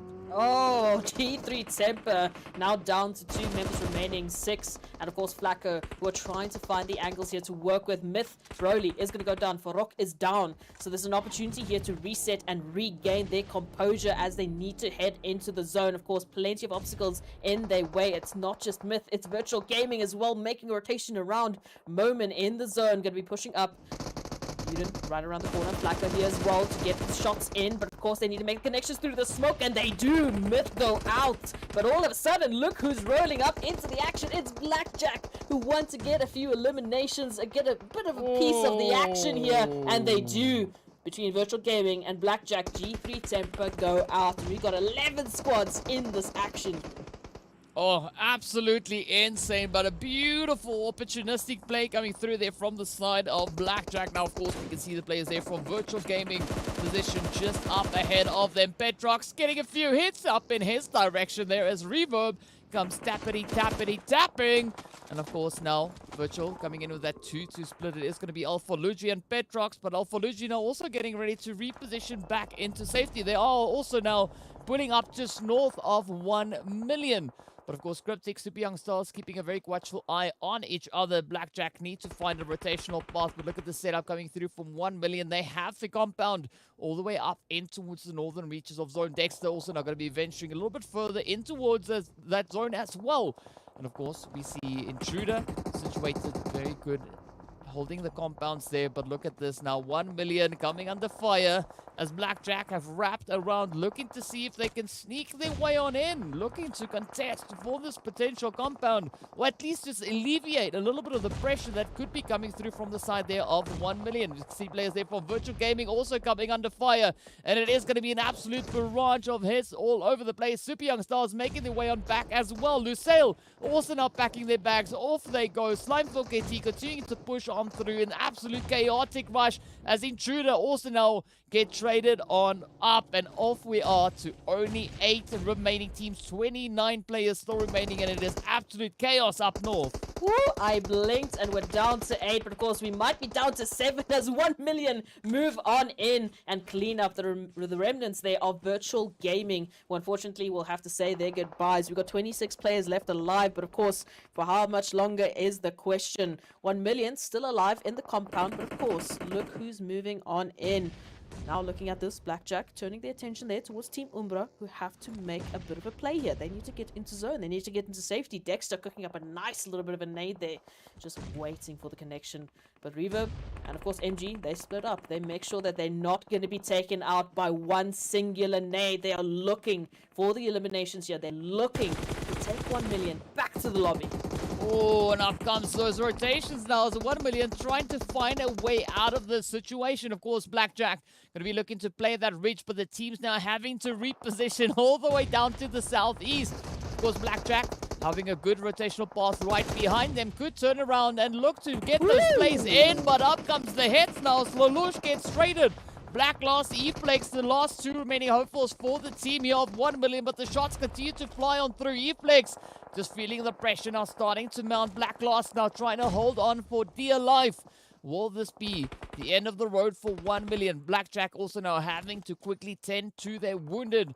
As we can see, the reses coming through. Knight getting returned back on in. And of course, now it is going to be Umbra looking to make their way as well. As we can see just a little bit further down below. Cryptics actually being a little bit more calculated this time around. Just holding their space. But of course, those utilities getting sent over into Blackjack once again. Black Lost now sending up a little bit more, trying to get those smokes deployed before the others start to dissipate. But look at this, the barrage now continuing in from the Blackjack end as Black Lost and E-Flex come under fire. We got Knight now trying to hold up that front line. Up comes the hit as Reverb lands beautiful shots. And of course, E-Flex, down he goes. Knight finding a hit onto Lelouch, but gets traded. Black Lost now being the last hopeful, but up comes a beautiful third party. Now from Slime 4KT just popping off all the way from the eastern edge.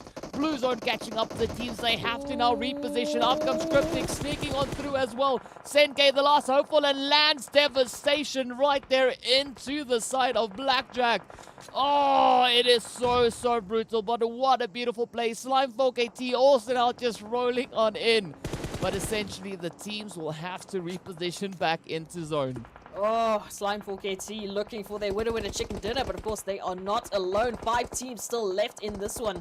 And Cryptic, Senke trying to hide the line, trying to hide in fact, but unfortunately not going to be the case as they go back to the lobby. And Umbra now with their full squad, turning their attention to all of the teams that they've got line of sight on.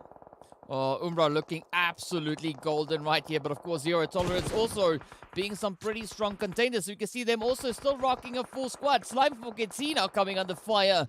But which way will this pan on out? Zero Tolerance hates gets blown up in the vehicle right there.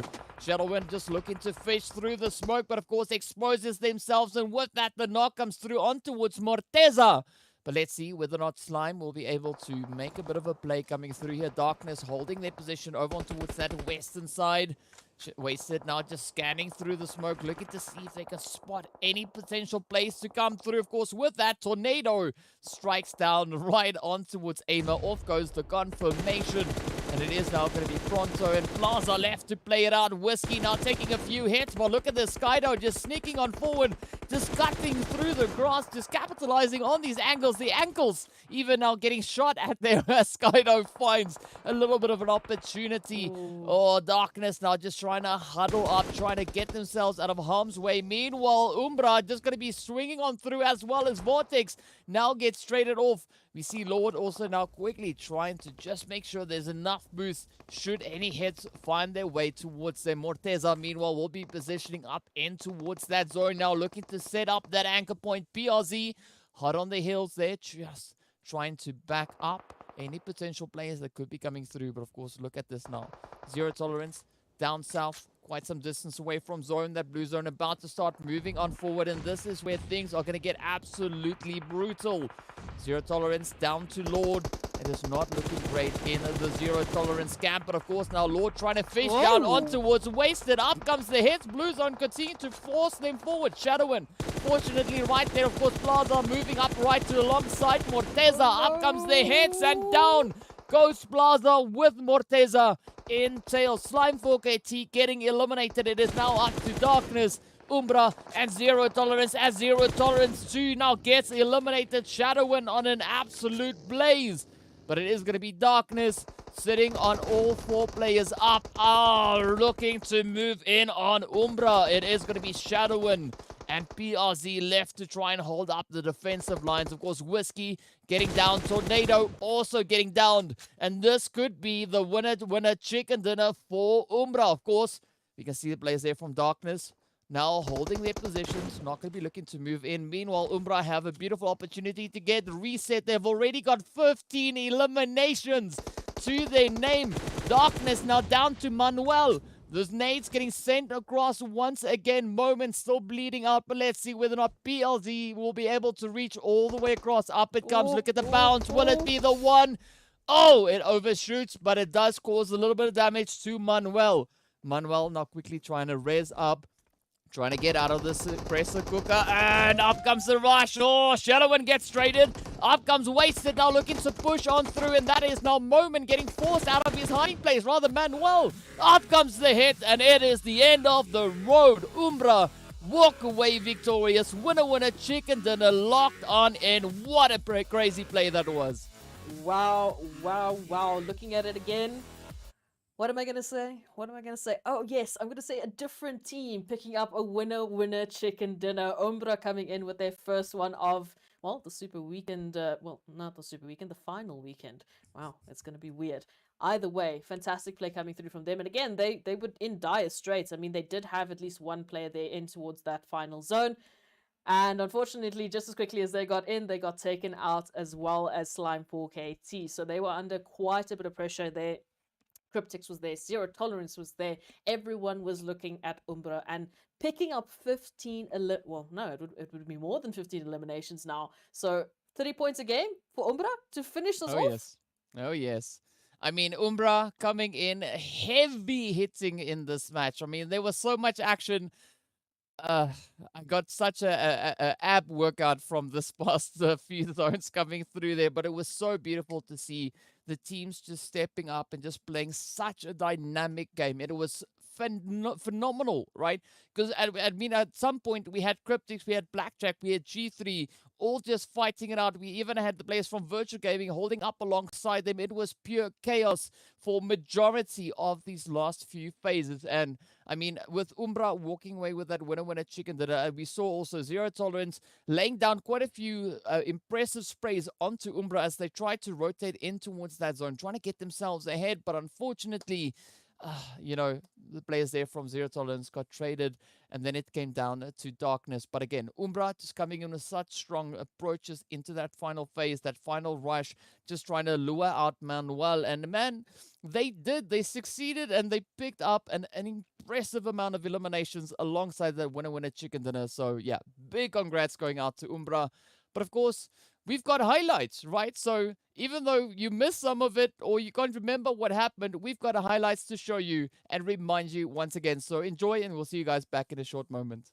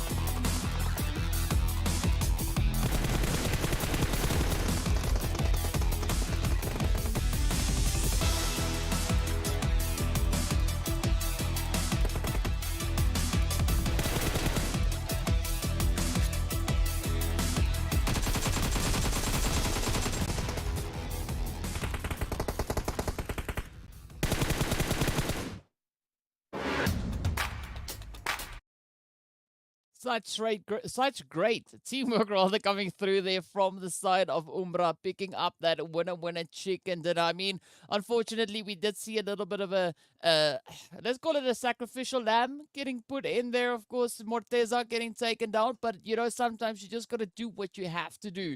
Once we saw Plaza come rushing in there right on towards that position. But at the end of the day, Umbra walks away with a winner chicken dinner. And of course, now it is time for us to take a look at our match rankings to see how many points the teams were able to secure coming into this final match. Of course, Umbra, no surprise, dropping the 30 bomb on us right there, picking up 32 points with 17 eliminations. Absolute insanity, but of course, so satisfying to see. But of course, then we look at Slime 4KT. Also picking up 10 eliminations. So really good, phenomenal effort being put here by the teams. And I mean, I think that's our first 30 bomb on finals weekend coming on through. So huge congrats there to Team Umbra for picking up a fantastic last game of our second day of finals weekend. And yes, some fantastic eliminations spread out along the first page here. But as we look to the second page, unfortunately, those will be some of the teams that didn't quite get the success that they were wanting for on this last map of the second day. But again, it's okay. We still got 6 games tomorrow. So let's take a look at those overall rankings and see how things may have shifted and changed from a game like this one, especially for Team Umbra. I mean, looking at it, I think they were sitting around 10th place, sitting on that second page on the overall rankings. So after a game like this, based on how close it's been, Yeah, who knows, right? Who knows? We'll, of course, find out once we hop over into our overall rankings to see what the devastation is, right? What the impact of this last insane match was. And of course, no time to delay on that. As you can see, Virtual Gaming sitting up in pole position, still managing to hold strong there, sitting on 138 points. But Cryptics now still up there in that second position, just increasing their lead. But we see that beautiful jump coming through from Umbra, all the way from 10th up into 3rd place, joining the Century Club. Of course, Myth right there alongside them on 105, and 1 Million Esports also sitting there on 102. Slime 1 point away from joining up into the Century Club, sitting on 99 points. But Intruder also, as we can see, bringing in those efforts. So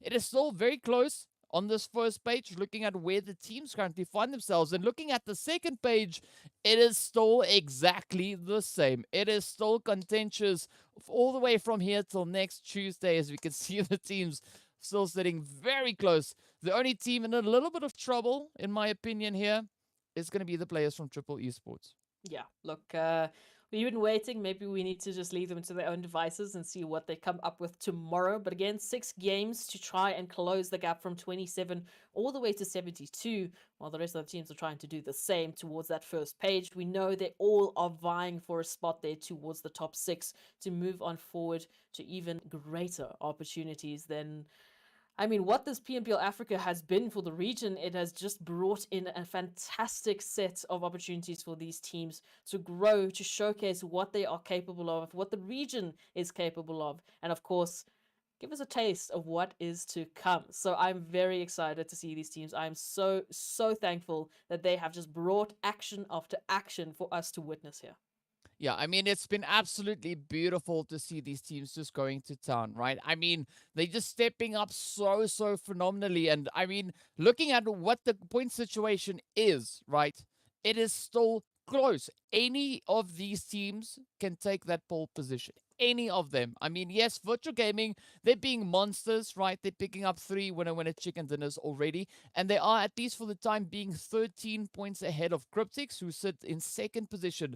But even if we look at Tempo, who's sitting over in 15th, right? And then we go right up to the players there, Team Umbra sitting over in 3rd place. That is only that's only 34-point difference, right? That's it. One match, like we just saw come in from Umbra, that's all you need to jump all the way from 15th right up into that 3rd place. So I mean, tomorrow is going to be absolutely insane to see what these teams are going to be bringing into the table. But it is so satisfying to see it be so close between all these teams, right?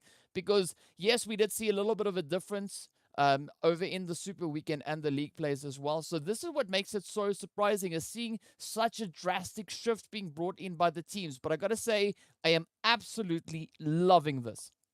I'm absolutely here for it as well. I mean, this is the kind of competition we wanted in finals. We didn't want one team running away with every single match, one team being, oh, okay, well, we know who's going to be going through to the next phase, yay. I want that contention. I want the teams to push themselves to the limits, because this is really, we're going to be seeing their true colors. We're going to be seeing what they are actually capable of, which we haven't been able to do up until now. This is the final stretch. We've got 6 more games left, and I think the teams still have a couple of surprises up their sleeves for that final day of chaos. Oh, yes, it is going to be absolutely insane. I mean, just the jump that we've seen from yesterday to today. I mean, yesterday was contentious AF, right? Today is like contentious AAAFFF, right? Just add a few of those in, and it's insane. And I think tomorrow it's going to be exponentially even more so, right? Because it's going to be the final day of play. It's going to be those final 6 matches in which the teams have the opportunity to prove themselves, to grab those slots. And it is, at this point, still anyone's game, right? None of these positions are guaranteed. None of this is locked in, and anything can change in one single match. We just saw that come through from the side of Umbra, who dropped that 30 bomb, jumping from 10th to 3rd. You know, I'm expecting a lot more of these insane plays coming through in tomorrow's performances. Absolutely. And I've been so thrilled to witness it all with you, DK. And I think tomorrow is going to be an absolute insane game. So again, for the viewers, if you're watching this, if you're still awake, make sure you come back tomorrow, because it's going to be insane. We don't know who's going to take the top 6 slots. We do definitely not know who's going to take the number 1 slot. So make sure you're here screaming and shouting for your teams, your favorite players. They are going to need it. Tomorrow is going to be brutal. Yeah, indeed, it is going to be absolutely brutal and crazy and insane and whatever other words you want to throw in the mix to try and describe what we are anticipating to see on the battlefield tomorrow. But of course, we also got to give a big shout out going out to Oppo with upgrade performance and upgraded fun. Celebrate your winning spirit with a brand new Oppo Reno 6 series, the designated smartphones for PUBG Mobile, Middle East and Africa esports in 2022. Now with that, of course, it brings us to the end of an absolutely insane day of gameplay. So be sure to join us back again for all the crazy action unfolding on the battlefield. Once again tomorrow, same time, same place. Much love going out to all the viewers. You guys are legends. The teams, guys, you are on fire. Keep it up. We look forward to seeing you tomorrow on the battlefield. Have a safe time. We'll see you all back again later.